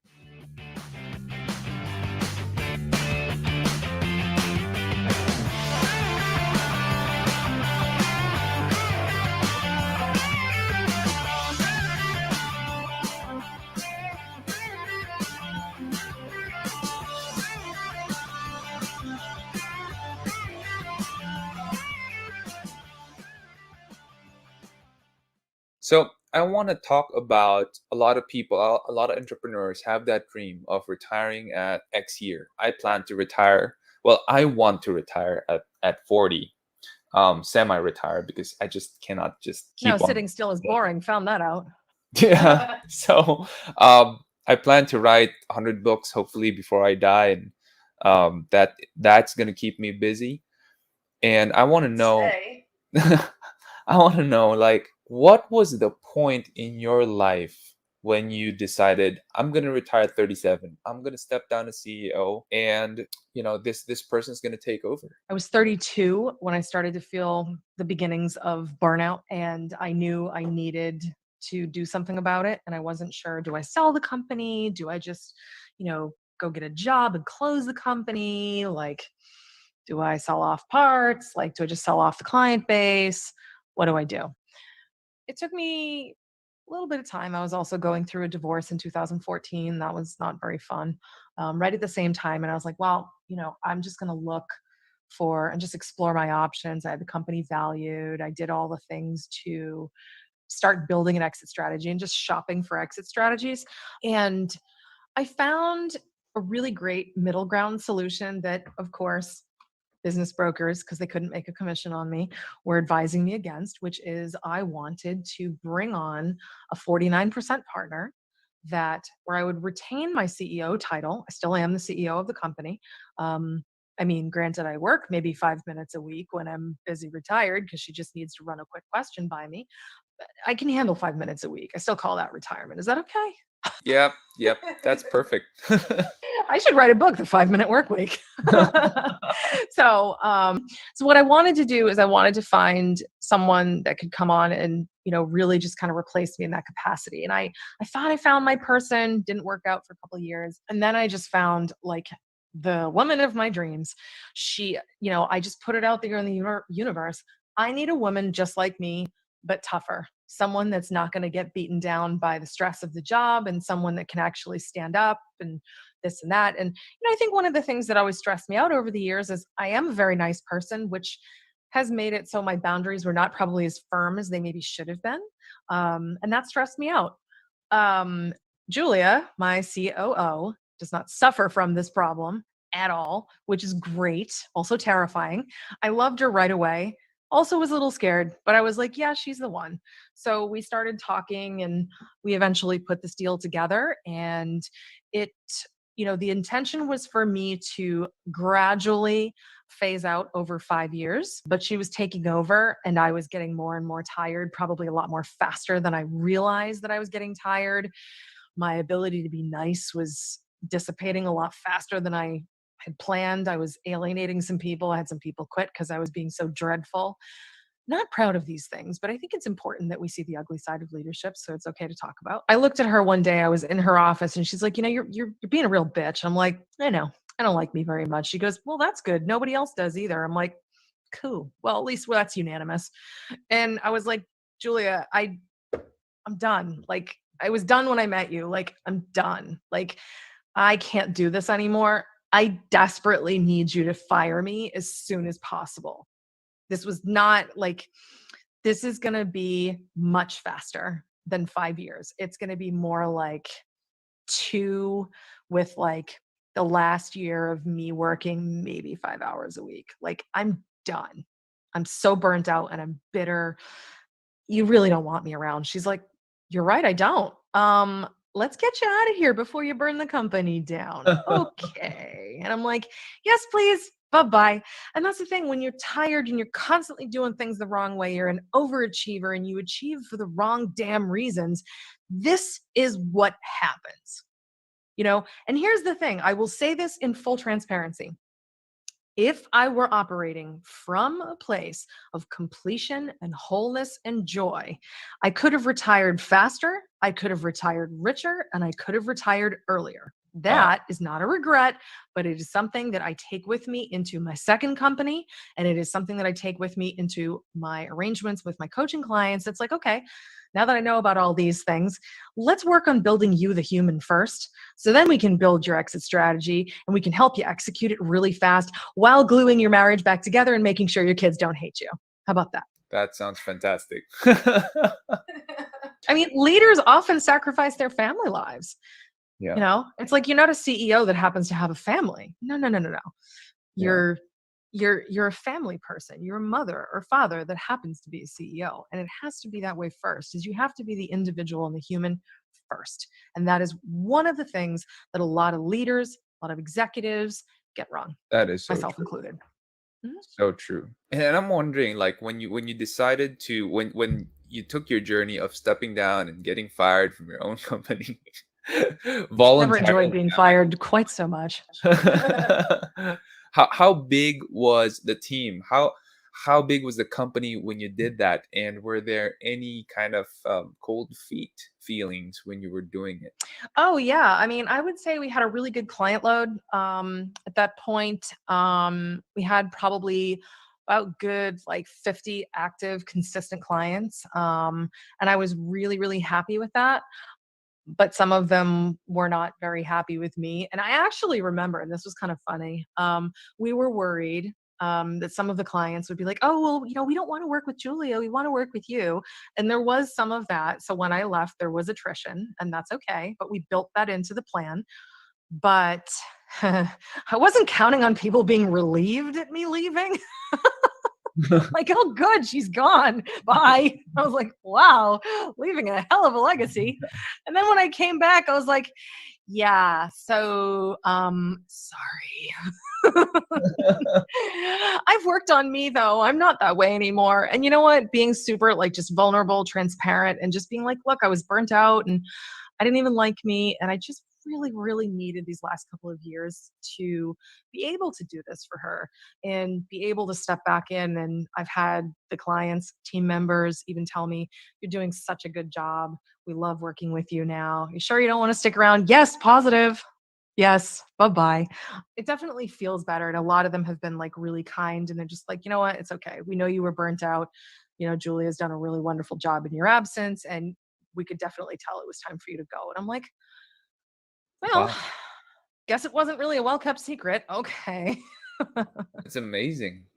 Because the reason I asked that question is you have to have a certain scale for you to be able to turn over the reins and be able to step down and know that things are going to be okay. Just like what you said, you Yes. had it planned out, that there's going to be attrition and churn, and that's fine. And so now I wanna ask one very important question that also a lot of entrepreneurs who have a retirement plan, at the horizon is how did you find Julia? How did you know that she is the right person to replace me as CEO? What was the process like? Honestly, I placed a lot of ads, but the people that know you best will lead you to the people you need.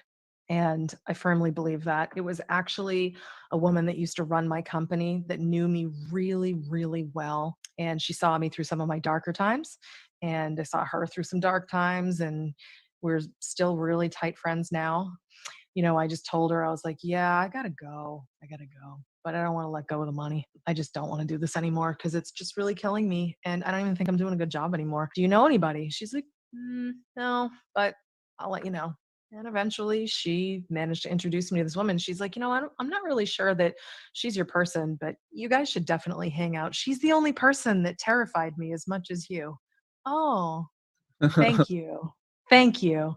And then I met her. I was like, yeah, wow. If that's how I come across, oh my God, I'm scared. Okay. But turns out Julia was coming out of a very toxic employment situation that made her a little grumpy. I was just coming out of my own toxic situation that I built. I basically built my own prison, right? And Julia needed somebody to be with that appreciated her, valued her, gave her lots of freedom and lots of trust.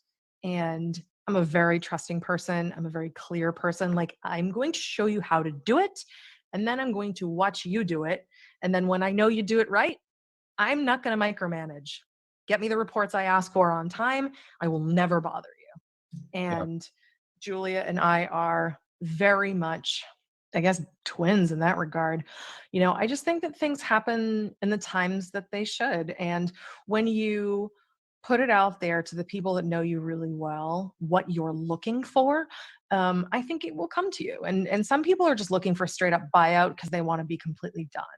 Other people might be looking for, a partner, a legacy partner like I was. Somebody else might be looking to, sell to a larger enterprise and just get absorbed. There's a lot of different options. And, there's a million people out there that can help you do it.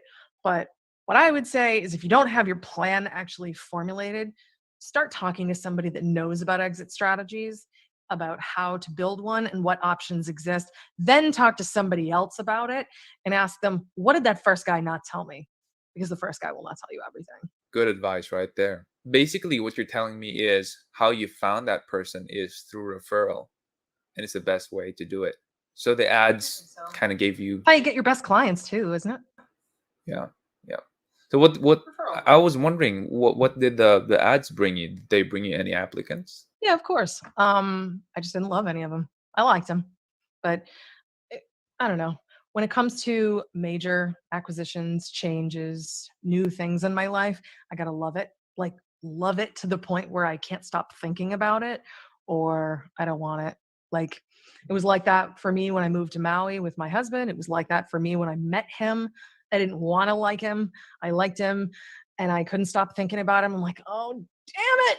Okay, he's the one. And he is. So I I guess a lot of it is you have to know yourself and trust yourself and really understand the way you make the decisions that you tend to feel best about. For me, if it's something I can't stop thinking about, if it's a person I can't stop thinking about, or something just feels right in my head, my heart, and my wallet, that I gotta move. What was the transition like when you were just giving the authority, the influence, and teaching the processes to your partner Julia?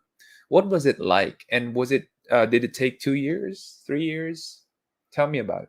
Well, in the beginning, she's the type of person that she believes in watch one, do one, teach one. And I believe that too. Just never really knew of it that way until I met her. So for the first 6 months, she just watched and she observed and she just helped and did little things and just did what she was told. And then she's like, I'm just here to learn. I'm not here to change a thing. Okay. And then I started giving her things. And I'm like, you know what? Why don't you handle this one? I think you'll do a good job. Cool. And then, just started taking over and doing more and more and more. But, I think larger to your point, you're talking really about delegation and letting go. And at the end of the day, you really need to surrender to how things are going to be different from how you would probably do it. Different doesn't mean bad. That's good. You have given us so much insight today, given us so much advice, and I'm learning definitely. And I do hope that you guys who are tuning in have learned a lot from this one. I just want to wrap this up right now and ask you, who are some of the people you follow? Who inspires you? Where do you learn from? Who do you learn from? That's a great question. Depends on the subject, really. Um, I think when it comes to mastery of self, I have studied from a lot of different teachers. I really enjoyed the book, The Four Agreements by Don Miguel Ruiz. I always loved a lot of the stuff from Tony Robbins. I actually really enjoyed Jen Sincero's books. The challenge that I face is that a lot of the information in most of the books being published these days is nothing really novel or useful to me because I already know it. For example, like Rachel Hollis's books, I love her writing style, but when I pick up her books, I'm like, yep, yep. It's more of like a confirmation than it is like getting any sort of like new stuff, which is kind of a disappointment for me. So I would say more of the things that I'm learning now are about really specific things to do with like funnel building and sales stuff, which I've always loved. Sandler training, huge fan, and like really specific niche topics like supernatural stuff, diet, nutrition, and things like that. And the authors really vary. It depends on the subject. And you need all of that to become a whole person, right? To be able to live a whole life. And what is your advice to people who right now during the pandemic, they're suffering, they're in crisis, they're having a hard time, their happiness just miles and miles away, like they're at the end of their rope. What is your advice to them? Honestly, take a good long hard look at why you're at the end of your rope. It might not be the pandemic. The pandemic could simply be shining an unrelenting spotlight on the thing you've been avoiding looking at for a very long time. And for a lot of people is your marriage is in deep, deep trouble. Maybe you need to either fix it or end it. And while you're going to work every day, you can ignore the fact that your marriage is on fire. And you can neglect it. But when you're with your spouse 24 hours a day, you can't do that. Or maybe your kids can't stand you. And now that you're with them all the time, but you're still having to work, you can feel the resentment building greater. Maybe you need to look at that. Or maybe you discover that you hate your job and you need to start a business. Or your people can't stand working for you and they're always like lying about how much they are, producing on a regular basis. If that's the case, they hate working for you. Why do they hate working for you? Maybe you should look at that. Or maybe if you're just burnt out and you're just done, look at that. Or maybe your heart is just broken and you're like feeling like, why didn't I travel and why didn't I move when I had the chance and blah, blah, blah. This is such an opportunity for us to just wake up and like look at everything that this is put.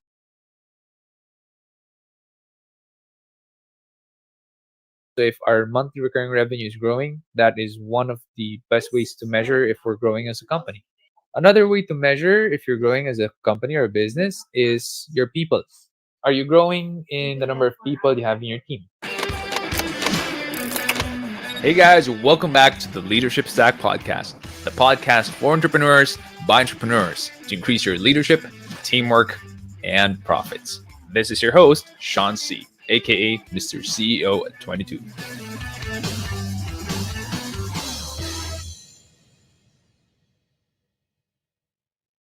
How do you track your progress in growing the business? There are a lot of ways to track your milestones.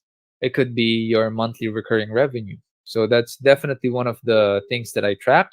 How much revenue do we have every month coming in? Since we're a service business and our contracts are at least a year and we're paid every month by our clients. So if our monthly recurring revenue is growing, that is one of the best ways to measure if we're growing as a company.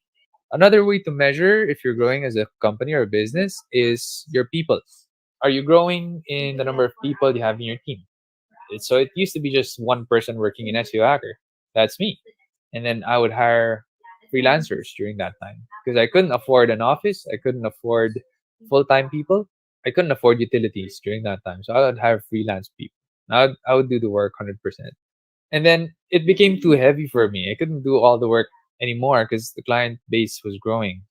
It was being blessed. It was growing. I suddenly decided maybe it's time to get my first office. And my first office wasn't big. It was actually super small. The rent is 10,000 pesos a month for that space, but it was a good, cozy office. I still remember it. And I was able to hire my first people because of that office. We operated there for a while. We grew as a team. I had to rent out my next office, which is a bigger office. Actually, it's one house. It's a residential house. And that's where we worked for a time again. And then we grew and we grew again, kept on hiring people because the work became more. We were getting more clients, more inquiries. And we had to move to another residential office, which is bigger, is way bigger. And it took a number of years when we stayed there. And then finally, we moved to where we are now, the third floor of the building that we're renting out along Aguirre in BF Parañaque. We moved there 2017. So it was actually 7 years of work before we were able to get to our first commercial office in a building. Everything that we were renting out was residential. Humble beginnings because I didn't have venture capital. My parents didn't back me up. They didn't give me money to start the business or grow it. So it was all, may kinita tayo, then reinvest. Made profits, reinvest. Made profits, reinvest. Save, save, save. And we're able to finally renovate and rent out a commercial office. And then we rented out the second floor as well. So we're renting out 2 floors of the office. That's because we've grown to 50 people, and that's a lot of people already. It's beyond my wildest dreams. I thought I would handle like 10 people, 12 people, and I'd be happy with that. And I was happy with that. It's just that we have a lot more work that's given to us by God, and we have to do it. So we have to get more people. So definitely a growing team. That's another way to track progress. There are more ways to track it, like your voice or market share, but that's tougher to track. It's easier for you to track if your monthly recurring revenue is growing or your annual recurring revenue is growing, and if your team is growing. Those are 2 things that you can use to track your progress. Second question from Patrick is, how do you minimize cost in running a business during this pandemic? Well, you have to look at where you can, because you can't minimize cost everywhere. So how we did it for SEO Hackers, we talked with everyone. First thing we did was Execom volunteered, and that includes me, to have a salary cut. We didn't take salary at all for a couple of months. So that already cut the cost for us by a good amount. And then The people in the team also, we ran it skeletal, and then we have people who are working as volunteers. So when we say volunteers, doesn't mean they're not paid. They're paid, but they work only up to certain amount of hours. When you're skeletal, you have to work minimum X amount of hours. So yung isa up to, yung isa may minimum. That's the difference between skeletal and volunteer. We just chose to call it volunteer because we have nothing really other another word to call it with. But that's how we did it. Also, we did not operate in the office. We all worked from home. That cut utility costs by some. And then I had to negotiate with my landlord as well, who's kind enough to forgive us for the rent. We're renting second and third floor. So he forgave us for the third floor and fourth floor studio rent. We were only paying the second floor. That forgiveness in the rent saved us a good amount as well. You definitely save where you can, especially during a pandemic. The early parts, the difficult thing is not a lot of clients were paying. People were holding on to their cash. And it makes sense because we're uncertain about the future. We don't know what's going to happen. So a lot of our clients, we understand them when they weren't paying. Now there are clients who up to today haven't paid us since April. Okay, eight months na halos. So yun iba na yun. Medyo abuso na yun kasi the economy is slowly getting back, and them not paying us for 8 months, that's not right anymore. But during the early times of the pandemic, okay lang. And it's fine if the clients haven't paid and we don't work. But unfortunately, they expect us to work because it's only their website that's working well right now. And SEO Hacker is the one handling the entire site and the SEO. So they expect us to work, but they're not paying us ever since April. So there are clients like that. It's not just one client. There are a couple of more than a handful of clients like that that we have. So we have to renegotiate those things. No? That's why saving costs where you can is very important. Those are actual things that we did. We reorganized the team in terms of manpower and operations.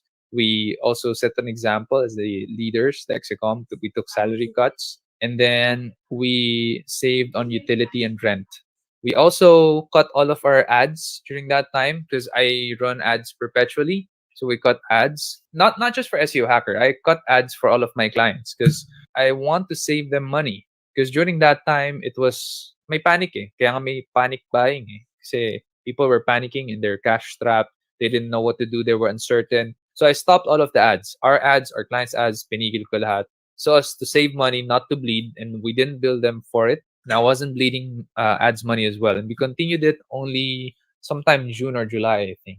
The good thing about SEO is you're always there. You're always visible on the first page of Google. So we were still getting a trickle number of inquiries. Not as much as we got pre-pandemic, but we were still getting some kahit na wala akong ads running. Question from Patrick. How do you manage your time? Do you do calendar blocking? Can you share a system you use in managing time? Definitely calendar. Google Calendar, one of the best softwares out there, in my opinion. Google Calendar. Managing time, you can't really manage time because time is always ticking. So you can only manage your energy and your priority. What do you give your priority and energy to? That's what you have to decide in that block of time. And how you do that, you book it. You book yourself for those tasks. You book yourself for those meetings through calendars.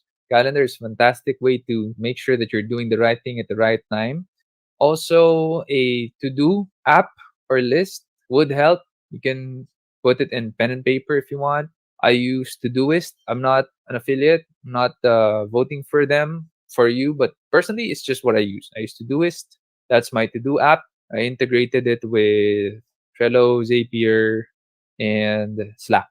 So whenever I check stuff off in my to-do list, I get more points in my team. So we have a point system wherein we track everyone's score every day, who's doing more, who's doing more. It's just gamifying work, you know. It's just more fun for us that way. So whenever I achieve or accomplish stuff in my to-do list, I get more points. I like finishing stuff. That's it, no? Just prioritize. Know your priority. If it's urgent, it doesn't mean it's important. You have to identify what are the important things that you really should be doing because we all have a limited amount of time. 8 hours or less for work. 8 hours or less for work. If you work a very long time, 16 hours, hopefully you don't need to do that long. You only need to do that in a short amount of time. because you're starting things up. I don't recommend burning the midnight oil and working 12 to 16 hours. Really, I don't. Hindi siya sustainable long term. But if you're a startup, okay lang. But if you're not, definitely don't do it. So today I work like 8 hours or less because we've scaled up already. SEO Hacker is 10 years old. I'm definitely doing something wrong if I still work 12 to 16 hours a day. Now, there are days, rare days, where I do work long, but that's because my critical issue or concern or something's burning in the business, then I have to work long hours. But that is a rare occasion. And I hope this episode helped you out. And I'll see you again next week. This episode is partnered up with Armory.ph. Armory is an online watch store and is the exclusive distributor of the brands TW Steel, Dion Milano, Fonderia, Luminox, and Mondane in the Philippines. Yes, folks, those are Italian watch brands. If you are looking to buy your next go-to luxurious everyday watch, go to armory.ph and enter the coupon code LS30. Armory.ph delivers straight to your doorstep with a security tape to make sure that your package is safe from theft, arrives on time, and is guaranteed working 100%. Go to armory.ph and buy your first luxury watch today. We have to care for our most important resource, that is people. People are the one generating business idea. People are the one generating new products and services. They don't come out of the blue, out of from the sky. They come from people.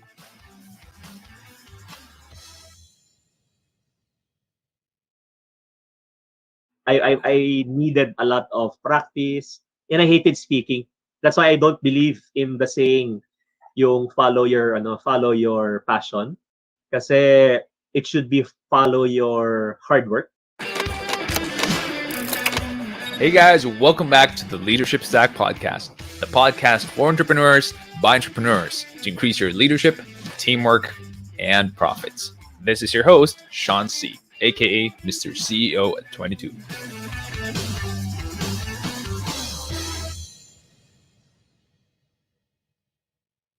How did you know that you want to do public speaking? My speaking program, it's called No Dull Moment. And I share there how I started. I really hated speaking. I hated speaking. But I was forced to speak because when I was young, I became part of a direct selling company and they would force me force me to go to speak on stage to be able to relate to the younger audience, to the younger demographic. So, ako yung pinakabata that time. And kung alam niyo yung rotonda sa Shangri-La Mall Hotel, meron din yung pa-circle. I would drive around that for like 5 to 10 times and think of an alibi. Sumasakit yung tiyan ko, masakit yung ulo ko, hindi ako makakapunta. But I never missed an event.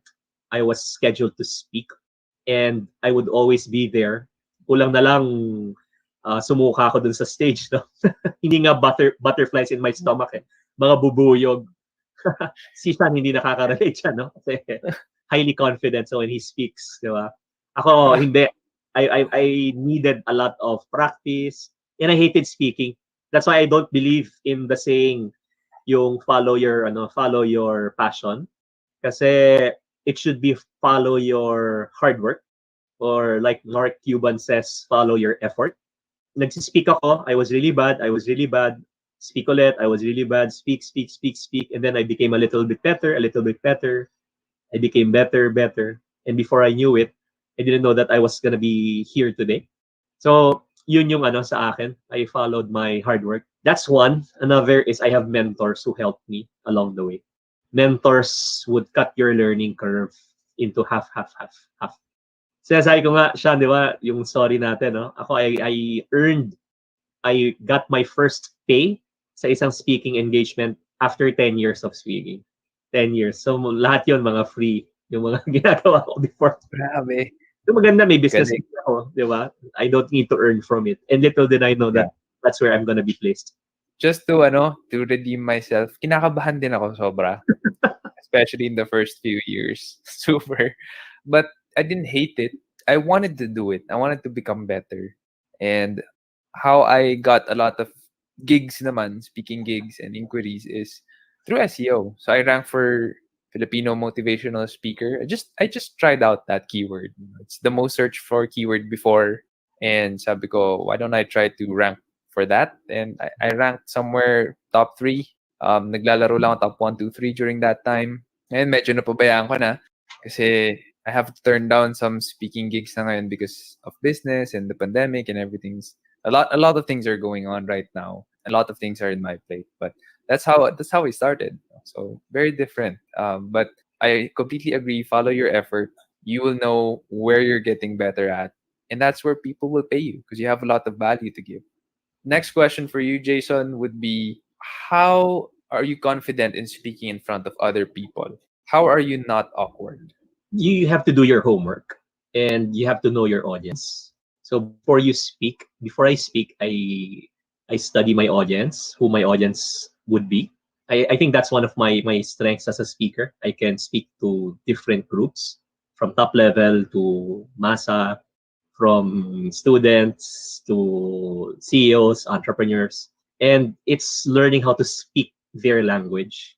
So in other words, for example, I will talk about, let's say, leadership. Sabihin mo, sa corporate, leadership, you need to have your own vernacular. You need to have your own language. So that's corporate talk. Pero pagkausap ko na ang mga, let's say, middle managers, you have to believe in yourself if you want to be a leader.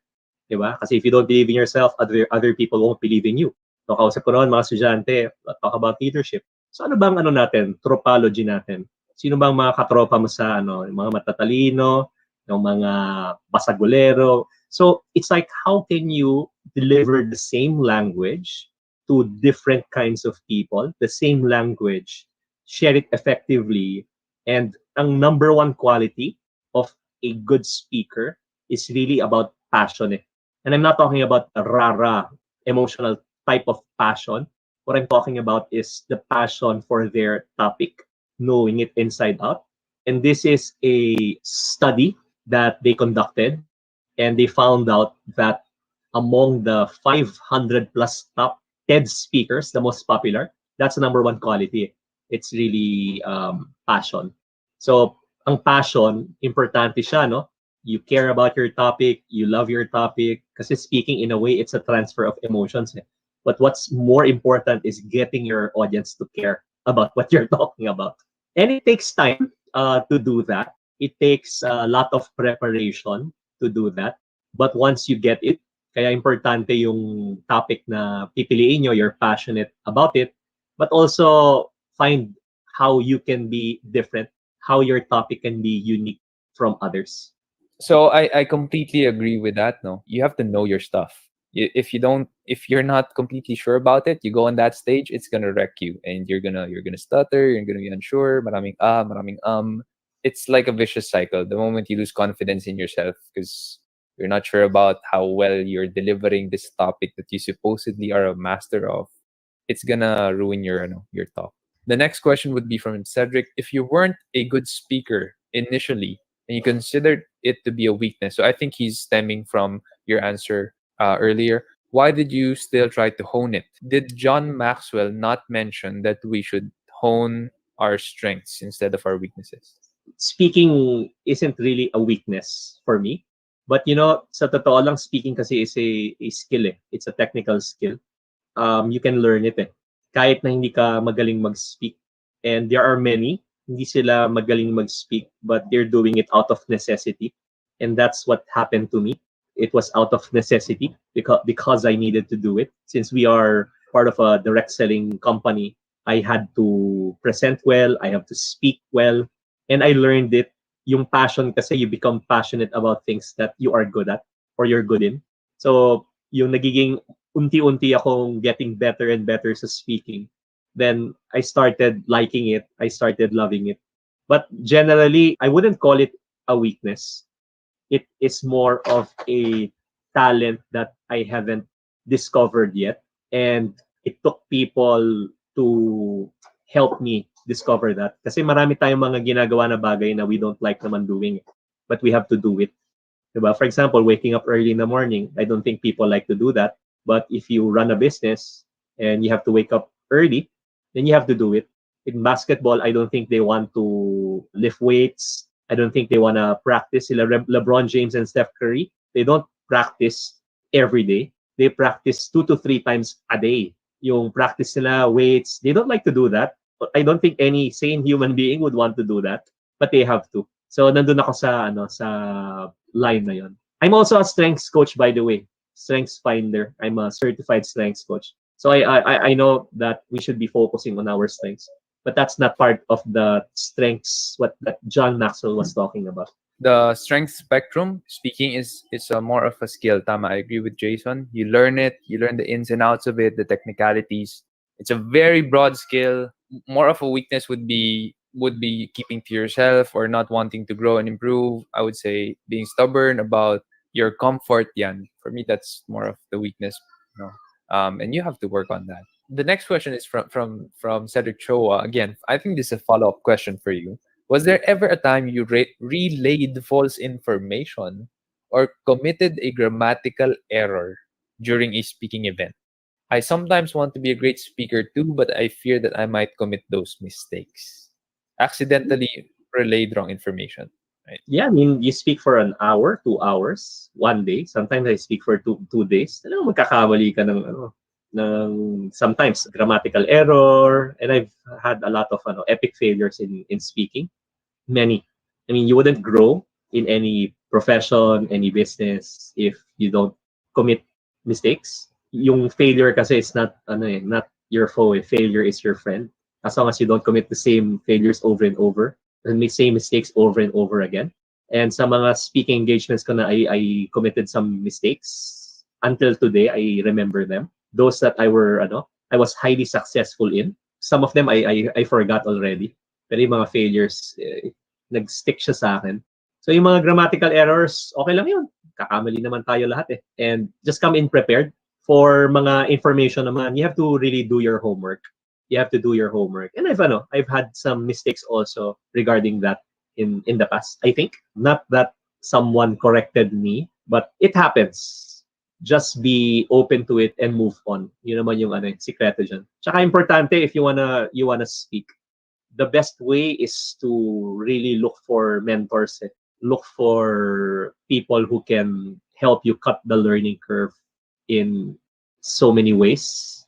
Cut it in half, because that's one thing that really, it was one of those bottlenecks for me. No one really taught me how to do it, and no one taught me hacks. I had to learn it on my own. So that's why I made it part of my mission also to teach what I learned to some next generation speakers that I have encountered. Actually, one of the things that I learned from, I think I learned this from you, Jason, because you sat in twice in different times, no, that I spoke and gave him some feedback. That was really helpful. So I do agree. Get mentors, get friends to help you out. Jason was really helpful for me because he's a master public speaker. So whatever he says is gold for me. Of course, don't get people who don't know public speaking to comment on your public speaking, diba? So get people who know more than you, who has more experience than you. One talk I had in Jollibee, I mentioned that my favorite fast food is KFC. So yung mga ganon, kasi there was one part of my speech that was really scripted. Nakalimutan kong i-edit. Tapos there was one conference, 4,000 people. Nag-speak ako, church event. Pagbaba ko ng stage, tinanong ko yung wife ko, so how was it? Sabi niya, it's good, maganda siya, pero meron ko lang isang mali. Sabi ko, ano yun? Kasi ang verse ko was in Psalm 78 yata. Nilagay ko dun sa slide ko, Proverbs 78. So kung alam mo yung Bible, ang Proverbs hanggang 31 lang. Umabot ako ng 78. After ko mag-speak, may praise and worship, pinaakyat ako ulit to pray. Sabi ko, everyone, God is not looking for perfect people. You and I are not perfect. And if you noticed, I flashed on my slide there, Proverbs 78. There's no Proverbs 78. I made the big mistake in front of all of you. And that's a good example. Pagbaba ako ng stage, di tapos na. May mga lumapit sa akin. Sir, sinadya mo ba na mali yung verse?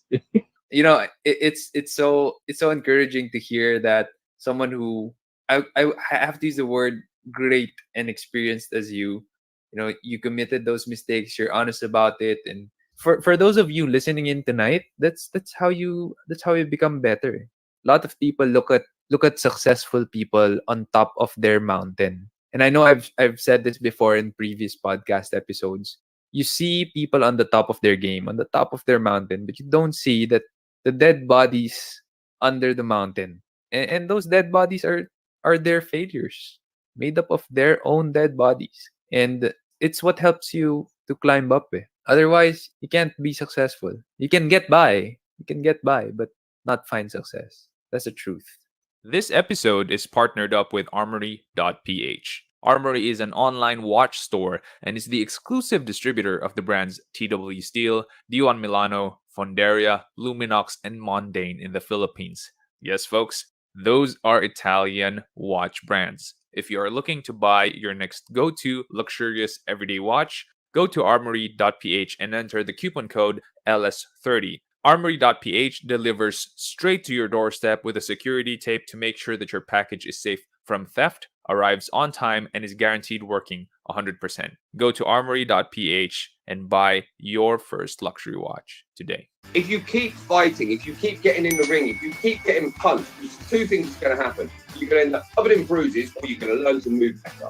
And so that was really what happened. So over time, I became better and made myself better. I become a student of the pain.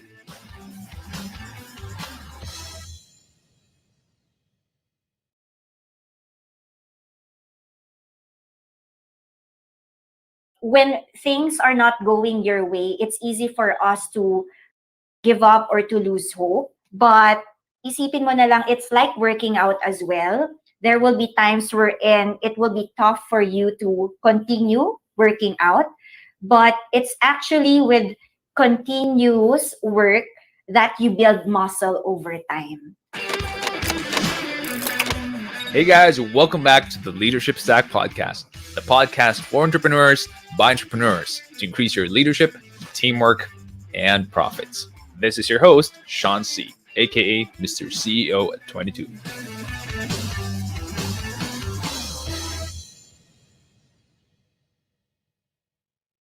Tonight we have a special guest, Miss JM, and I am very excited to answer questions with her. Let me just put her on screen right now. There you go. Hi, JM. How's your week, JM? It's been hectic, but fun as well, learning a lot of new stuff. What about you, Sean? Actually, this week was a pretty good week to start for me because we went to Batangas. Very refreshing vacation for me. For some reason, I've been working like 12 to 16 hours for the past 2 months. And oh man, it was taking a toll on me. I was grumpier and it was not good. It was not good. Like I was feeling my health going down and I was on my way to get flu. It was really bad. So that getaway did me a lot of good in the sense that I got to recharge. My body clock became normal. And yeah, it's time with family, which I really took for granted. Like I had a lot of time with my wife and my kids in that vacation. Although I still did a little bit of work, but I was consciously trying to avoid it. Yeah. So it was a very good vacation for me. That's great to hear. I think that's very important, no, Sean? Like taking care of yourself, your family, and just being refreshed about your priorities as well. Thanks for sharing that. We need it. For some reason, this pandemic has taken off a lot of balance. I don't know if it's just me, but I feel like a lot of people feel that way. I saw some prominent speakers in other countries are. It's very timely, no, because I'm also running a project right now for a webinar, and the webinar is entitled "Grow and Balance Your Life." And then suddenly, I see all of these speakers in other countries also talking about balancing during the pandemic. So I feel like it might be a concern for a lot of people right now, balancing. I don't know. How about you? What do you think about that? Definitely. I think during this pandemic, that's very important kasi 'di ba, most of us were working from home.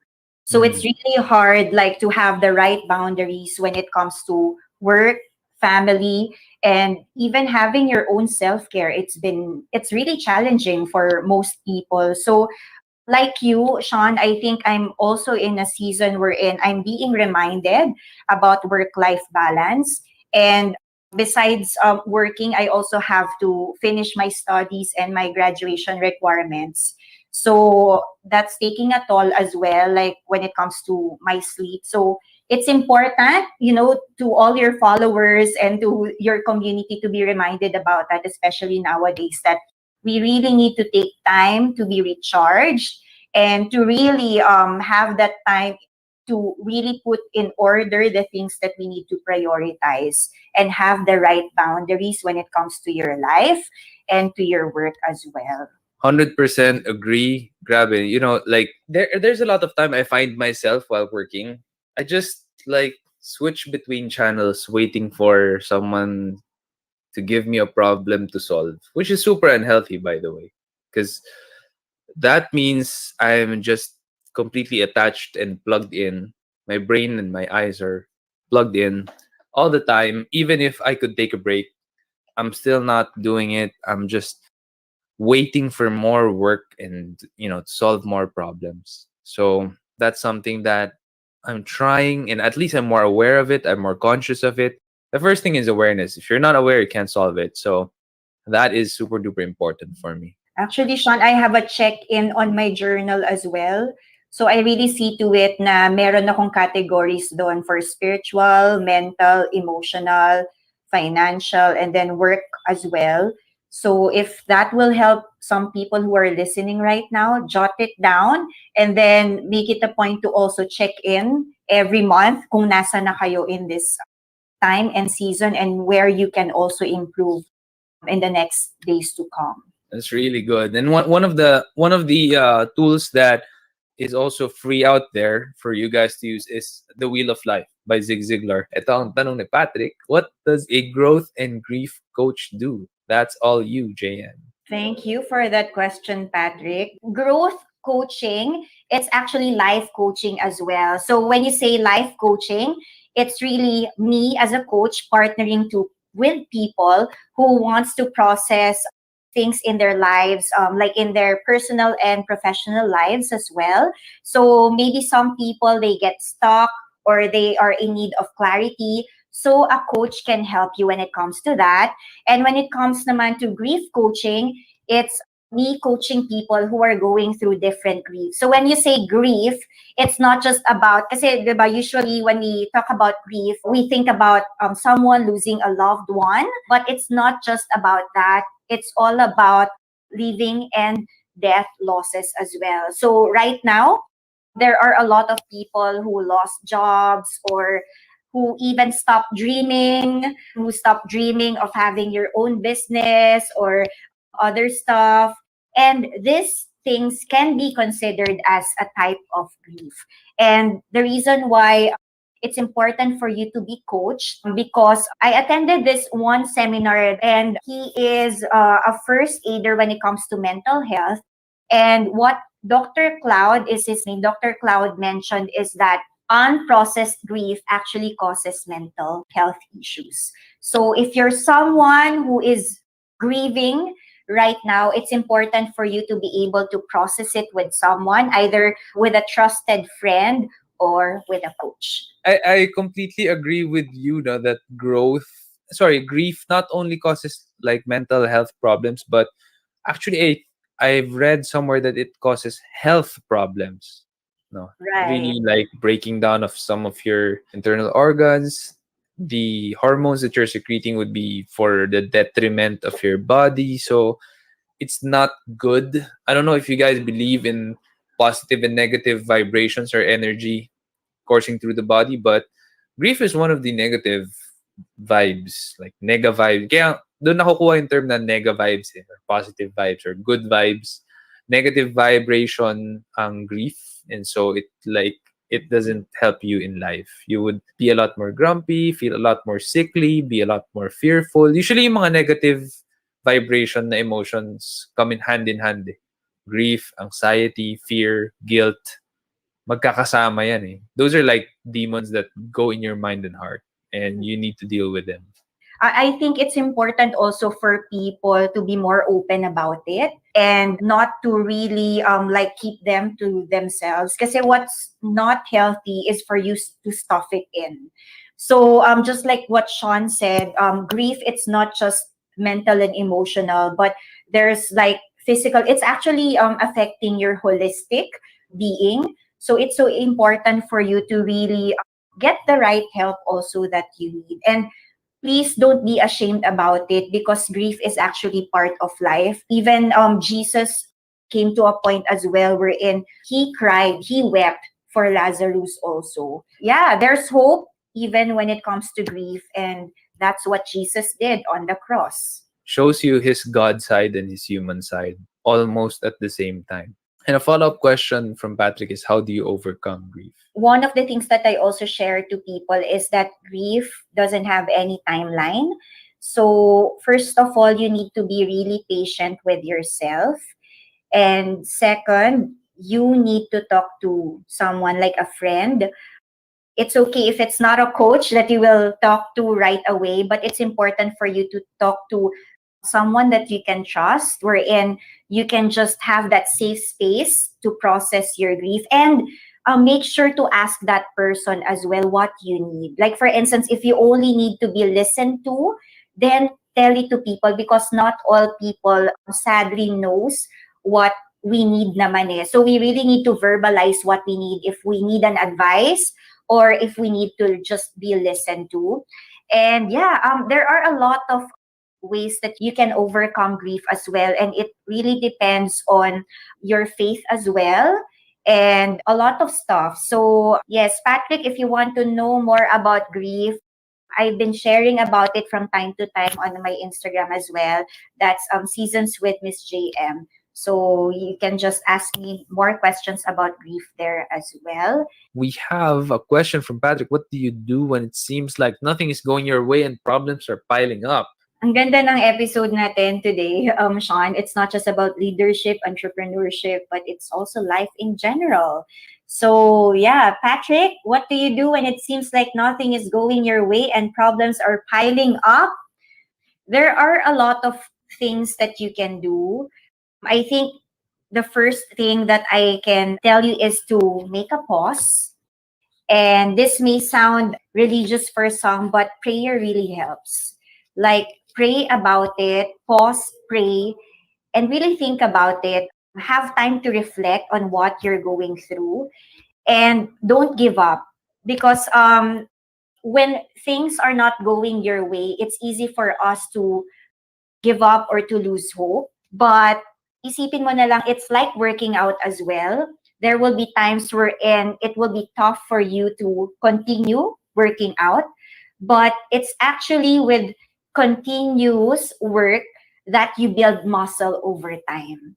So that's my advice for you, Patrick. So if you feel like nothing is going your way, or if it's a friend that you're asking this question for, then pause, pray, and process.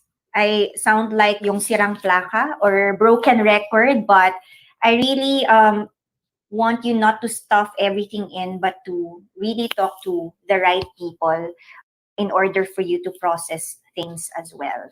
So yon, pause, pray, and process. Tried to run away from fear, and I tried to do other things to push it away. When I became friends with fear, and I realized fear was part of the process and it was part of the energy, and once I could break through the fear, on the other side of that was where the power existed.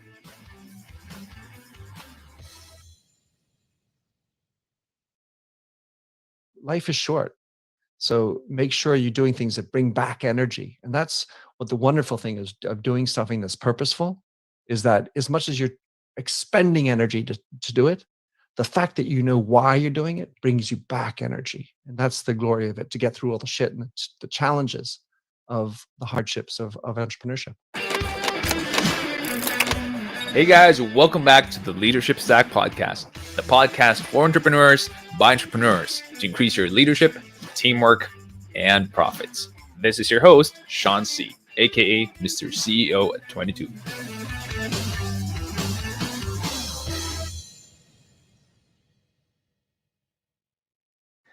Hey guys, welcome back to the show. Today we have a special guest for you again, all the way from the other side of the world. And he's been here to the Philippines more than a couple of times, 4 times, I believe. And he has been here, loved the country, did our history, actually knows more about our historical stories better than me. And his name is Minter Dial. He is a keynote speaker and he is an author. He has written the books and he has filmed this book title, actually, The Last Ring Home. You might want to check it out. It's on YouTube. Just type it in. If you're listening here or you're watching from YouTube, The Last Ring Home. We're going to have that on the show notes right after this. And I am so privileged to have him here and learn from him, and so will you guys.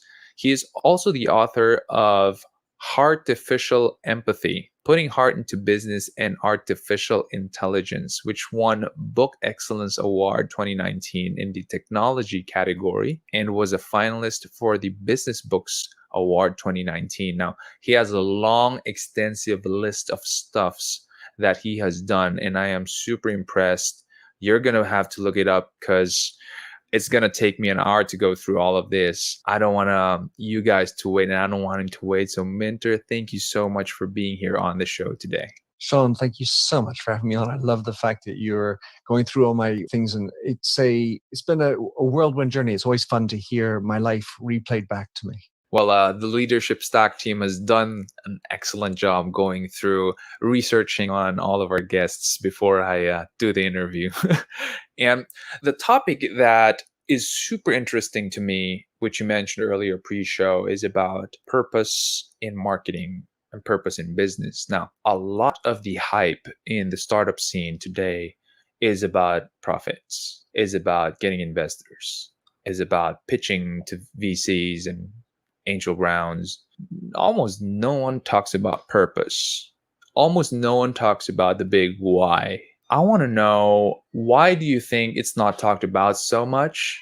And how would people get in touch with that within themselves? The reality is purpose can't be put before profitability. It has to be put with profitability. And the risk or the fear that people have is, well, if I move away from profitability into this other purpose, my profitability will fall through the floor. And so generally, pragmatically speaking, it's important to get the numbers in. You've got to be profitable.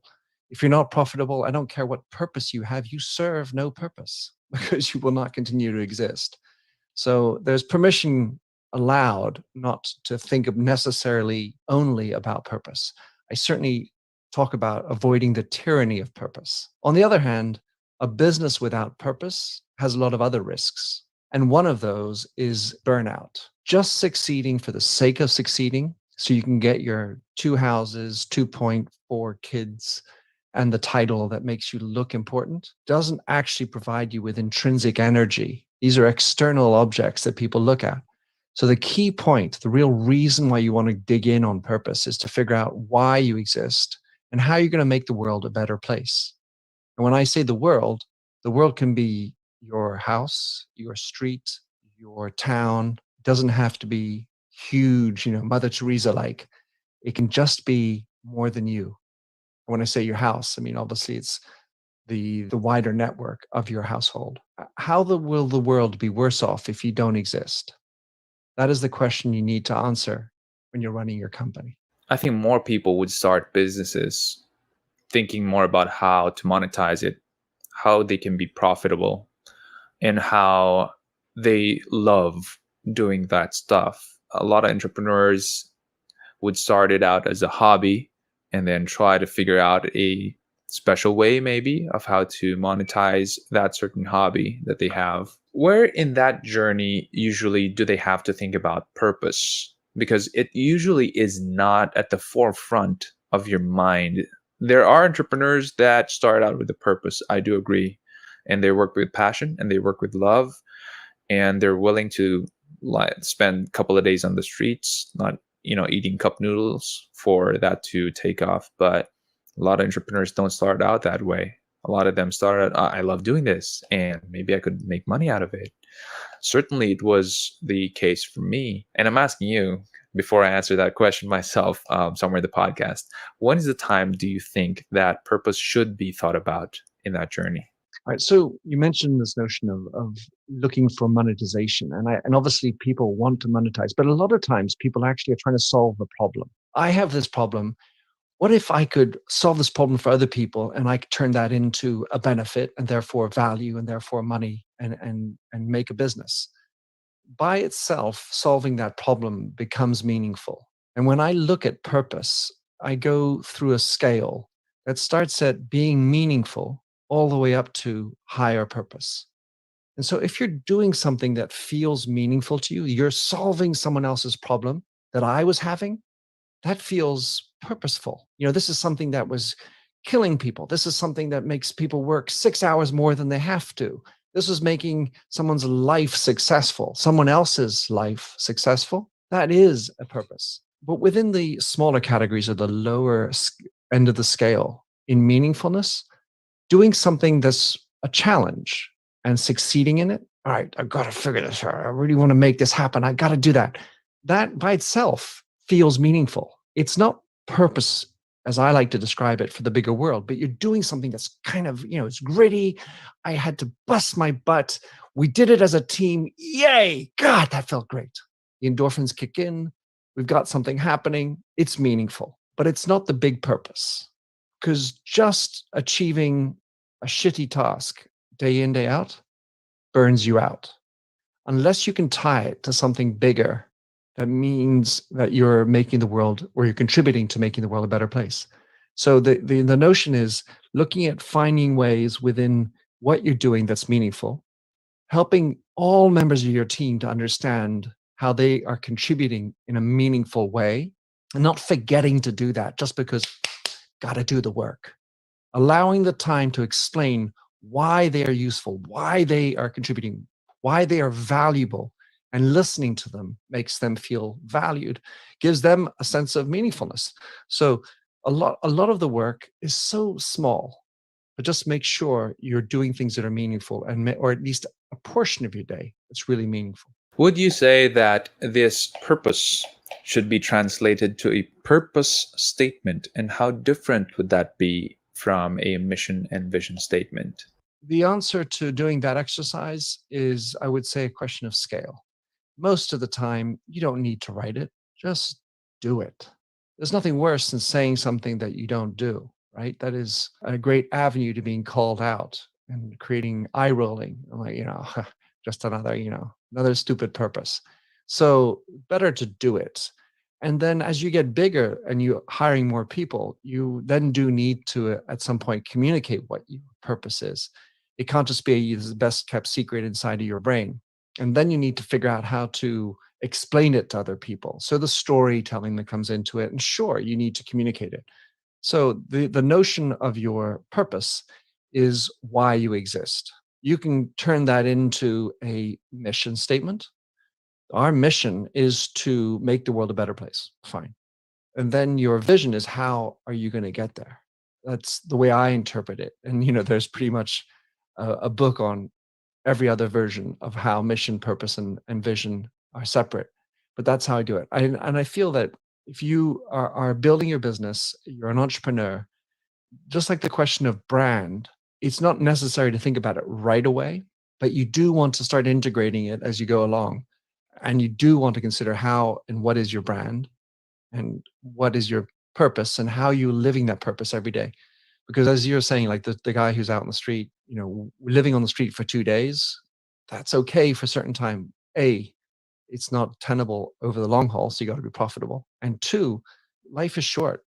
So make sure you're doing things that bring back energy. And that's what the wonderful thing is of doing something that's purposeful, is that as much as you're expending energy to do it, the fact that you know why you're doing it brings you back energy. And that's the glory of it, to get through all the shit and the challenges of the hardships of entrepreneurship. So a lot of our listeners are entrepreneurs or employees who want to start their own thing. And they're wondering, like I was wondering way back when, is, okay, purpose statement, I know what I want to do, where we came from, the history, what problem we're solving. But when is that time when I actually have to put it on pen and paper? You mentioned when the team is growing, it has to be cascaded and communicated. When is that time? How many people would I need in the team for me to start thinking about doing that? Because it is important for them to know why they're doing what they're doing.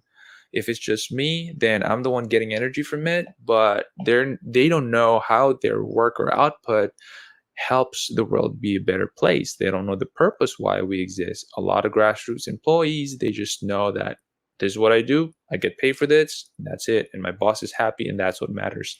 How do you grow out of that, and how do you cascade it to your team? Do I need to repeat it to them every day, every town hall meeting? How do they remember that?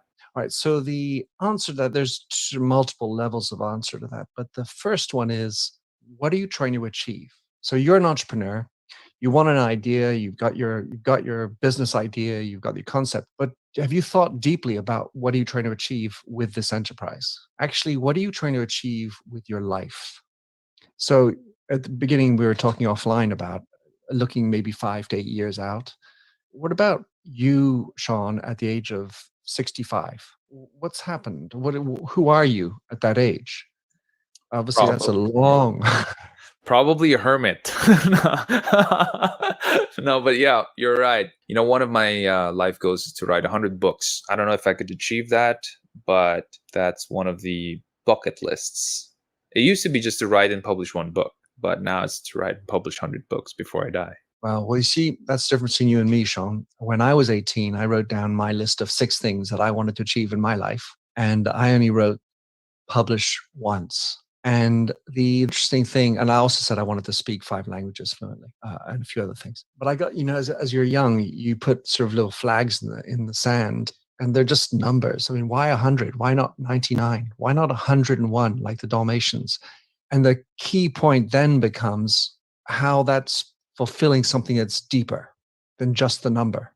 Because otherwise that's just a number out of hot air. And so the feeling behind that 100 books should be linked to, or presumably can be linked to, a bigger fulfillment. So my mission or my purpose is to make the world an easier place to live online, for example. In order to do that, this is how I'm going to do that in my bucket list, or the components to go into the how.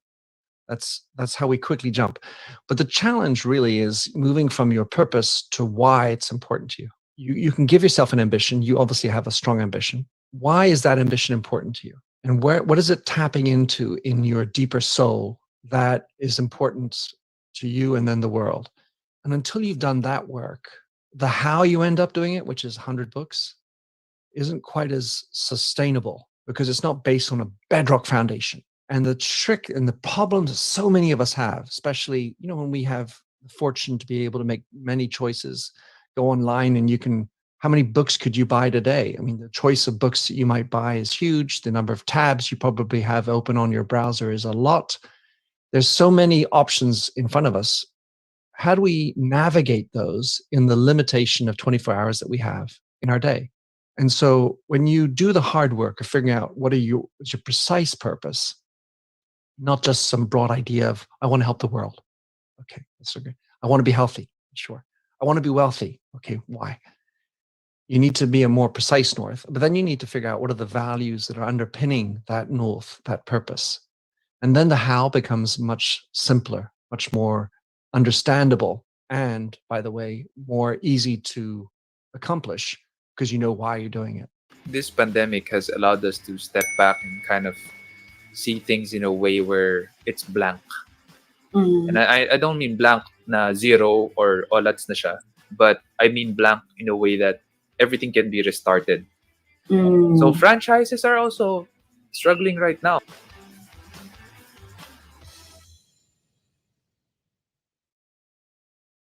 So the point is that when you create a good reputation, you can create a proper legacy, you can do important things and make people do more meaningful lives.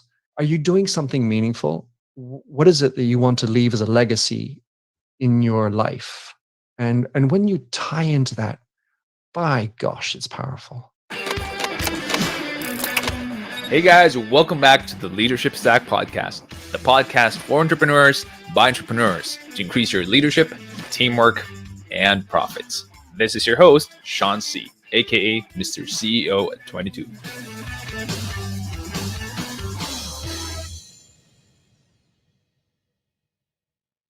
So if you didn't exist, Sean, how would the world be worse off with regard to SEO? Would a client struggle to find a competitor? And if you can look at that gap as to why they would struggle and what would the world be worse off without you, that's where you're starting to get into your competitive advantage, your value add, and the long-term survival happens in there. We have founders who think of their purpose statements as an afterthought. Sometimes they think that, oh, I don't really need that. It's something that it's hard to qualify it in terms of ROI. A lot of founders who are pragmatic, as you say, about their balance sheet would be they might be tuning in right now and saying, okay, purpose statement, how's that going to translate to the bottom line? How can I feed my people, my employees, my family with a purpose statement? What do you say to these kinds of people? Well, so if you'll allow me to have a nice story. The bottom line is that a lot of these softer elements, there's no hard return on investment. I talk a lot about empathy. Show me how to measure empathy. Show me how to measure ethics or purpose. So there's a gangster in Chicago who was called Al Capone, rather a nefarious gangster. And his lawyer was extremely good and was able to negotiate when the court case and the attempt to put Capone into jail to only be charged for 5 of his cases against many other indictments. And Capone was put in jail for 10 years. This lawyer at one point woke up and said, do I want to be known for the guy that saved this gangster that murdered people? What am I leaving as a reputation for my son? And so essentially what he did is he turned and became a snitch on Al Capone and participated in helping him get him behind bars. He was only put in jail for a certain number of years. The day before Capone came out of jail, the lawyer was mown down in a gangster-style murder in Chicago on the streets. The following day after his release, Capone then went over to the lawyer's wife and took her as his girlfriend and wife. Suffice it to say that he was pretty unhappy with this lawyer. When the lawyer was killed, they found on his body in his breast pocket a piece of paper. And the piece of paper basically said, I want to make sure that I was known for being someone who had integrity, because the only thing you can leave behind is a good reputation. So he was killed with his wife. He had just had a son, and that son became a fighter pilot for the Navy. And this guy was out on a mission on his flying over the Pacific and with just a captain and a wingmate. And they found an entire flotilla of Japanese bombers headed to the largest American fleet in the Pacific. So what did they do? They said, well, gosh, we're only 3, and we won't get back in time to protect them. And they decided to go and attack this enormous flotilla of fighter pilots and bombers with these 3 planes. The one plane survived. That happened to be the Sun. And what they did is they fired everything they could. And then at the end, he had no more bullets left. And he just started ramming other airplanes with his plane, using it as a suicidal mission. And he ended up shooting down several bombers, a handful of fighter planes. And they thought that they were so crazy that the entire Japanese squadron flew back. He lands his plane on the aircraft carrier. He's saluted. His name is called O'Hare. And if you've ever flown to Chicago Airport, you will know that it's also called O'Hare Airport. So the point is that when you create a good reputation, you can create a proper legacy, you can do important things and make people do more meaningful lives. Are you doing something meaningful? What is it that you want to leave as a legacy in your life? And when you tie into that, by gosh, it's powerful. Amazing story. And what can I say? If you guys tuning in have not realized how important being in tune with your inner purpose is and manifesting that in your work, in your team, and in your family, then you're probably not living life the way that you're supposed to or that you were made to do. You may be successful right now, and that's great. And I applaud that. Of course, I've talked about being successful and how you need to have bottom line and all that. So I don't want to make anybody feel shamed. What I do want to caution is that your energies will sap as you get older. You mentioned on your team mostly millennials and centennials. As you get older, energy just doesn't come quite as naturally, you know. And I felt that. And if you don't do the work, don't spend some time thinking about your north, at one point, the energy dries up. And so rather than wait for a life-threatening moment, some life-changing experience, do the work now. Save yourself some hardship. And don't expect to change it overnight. You got to be smart and pragmatic about this.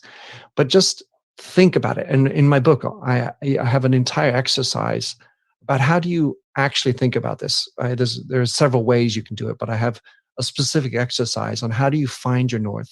How do you sculpt it? Then how do you look at those values? Because all those values look lovely. Again, we have so many choices.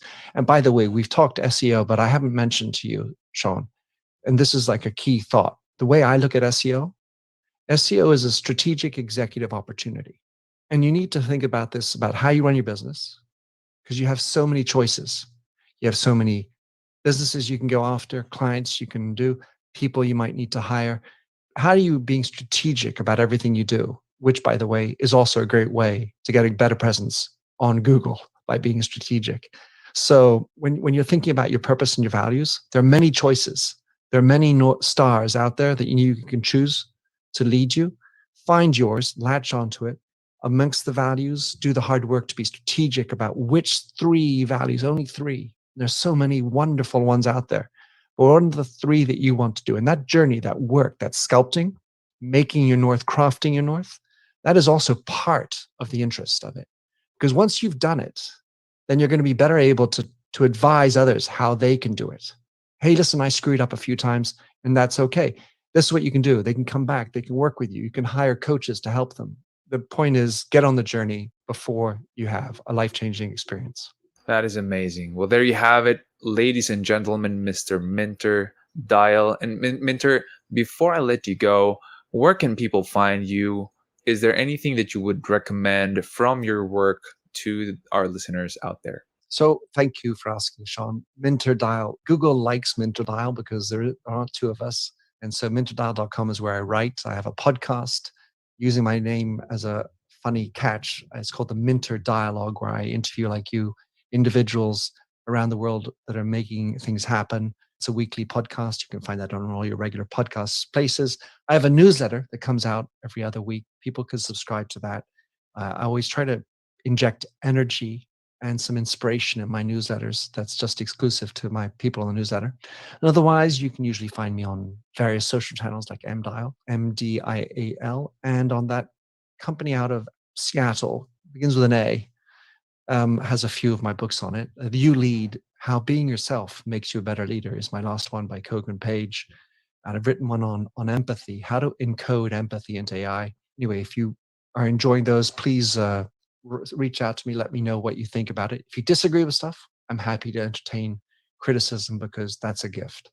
That's amazing. And we will have all of those links in the show notes when this comes out on leadershipstack.com. Minter, thank you so much for your time, for your wisdom. We are better for it. Salamat. Personally know some businesses like that. Kumuha ng funding, some millions, and then they wrote themselves huge checks in terms of their salary as the founder CEO, and they cannibalize their own baby, their own business that way. So don't do that. You have to sacrifice for that baby to grow and mature.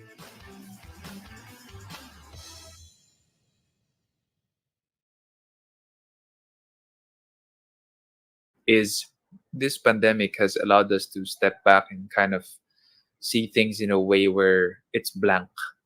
And I don't mean blank na zero or olats na siya, but I mean blank in a way that everything can be restarted.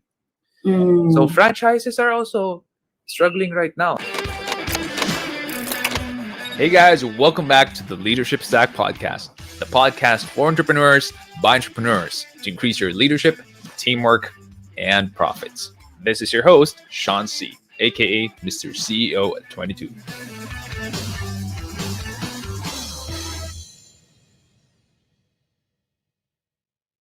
Hey guys, welcome to another Leadership Stack live session. Tonight I have a co-host with me. Her name is JM De La Rama, and she is going to join us in answering some of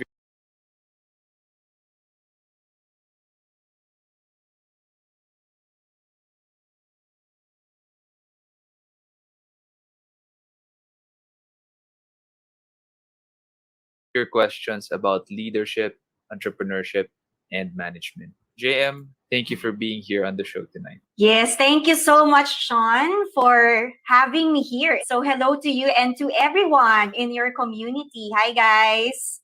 How are you all doing? Guys, if you didn't know, JM has her own website, seasonswithmissjm.com. And she is also being licensed, or has it been granted already, the license?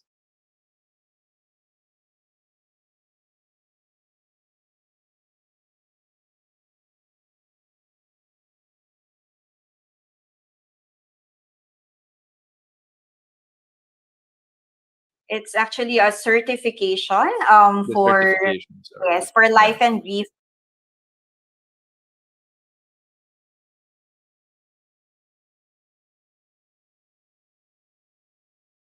coaching. So I am presently finishing my graduation requirements, and then after that my certification requirements as well for ICF. So it's under International Coaching Federation.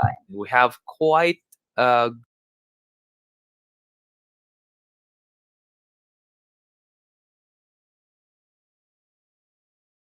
good number of questions, so I will dive into it. First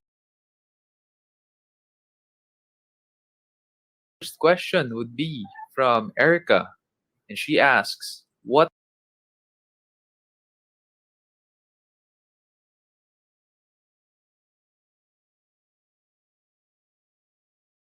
are the pros and cons of investing in a franchise? First, if you're going to invest in a franchise, you're going to need money up front. So that is a con. Because if you're going to be starting up on your own, you don't need to give upfront money, which might be a big amount depending on what brand you want to franchise. If it's already a big, well known franchise chain, of course, you're going to need to pony up more cash upfront. The big pro of buying a franchise is you already have the system, you already have the brand name. All you got to do is apply everything, and it's quite proven to work. So your risk of losing a business or having your business failing is a lot lower. The risk is a lot lower. That is the big pro. Another con is there are restrictions, of course. It's not your own brand and it's not your own business. It's a franchise. So you can't do pretty much anything or everything you want to do in it. You have to be agreeable to be under the authority of the brand. That for me is a con, but it depends on the person. Some people will find it a pro because they're just following the parameters or the guidelines.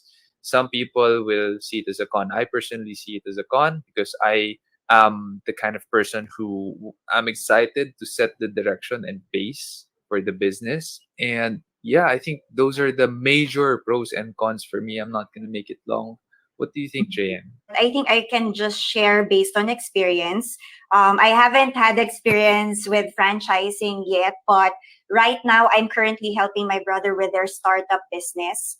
So thinking about starting a business as well, I think with franchise, that one of the pros is that you'll be able to already like skip the most crucial thing, and that is planning everything from scratch. So I think that's one of the pros when it comes to franchise. but the rest you already mentioned with the cons. And if you're someone who's really into the creative side as well, you get some like kind of fulfillment as well when it comes to starting your business from scratch. So as you mentioned earlier, also it's very fulfilling for you, like knowing the direction where you want to go, right? And I think you mentioned it very well with the pros and cons of franchise. So in short, Sean, are you going to try a franchise business? Or for you, you're really just into starting a business from scratch? Probably not gonna go with the franchise route. So it would depend eh. Kasi like if you're a business guy or a business person who really enjoys starting up businesses and who really enjoys doing it, I'm a really good starter. For me, that's something that I like doing. Management or maintenance is not my forte. More of starting up something new, innovating, being a visionary. There are people who are really good in managing and making things grow little by little. And then there are people who are really good with the emotional side of things, dealing with relationships and making people feel like they are a part of something big in their family. There's different kinds of leaders, different kinds of ways in doing things. For me, I am a starter kind, a visionary kind. And if ever I'm going to do a franchise, it would be because I want to invest my money somewhere that's not that risky. That would probably be the reason why, not because I want another business. If I want another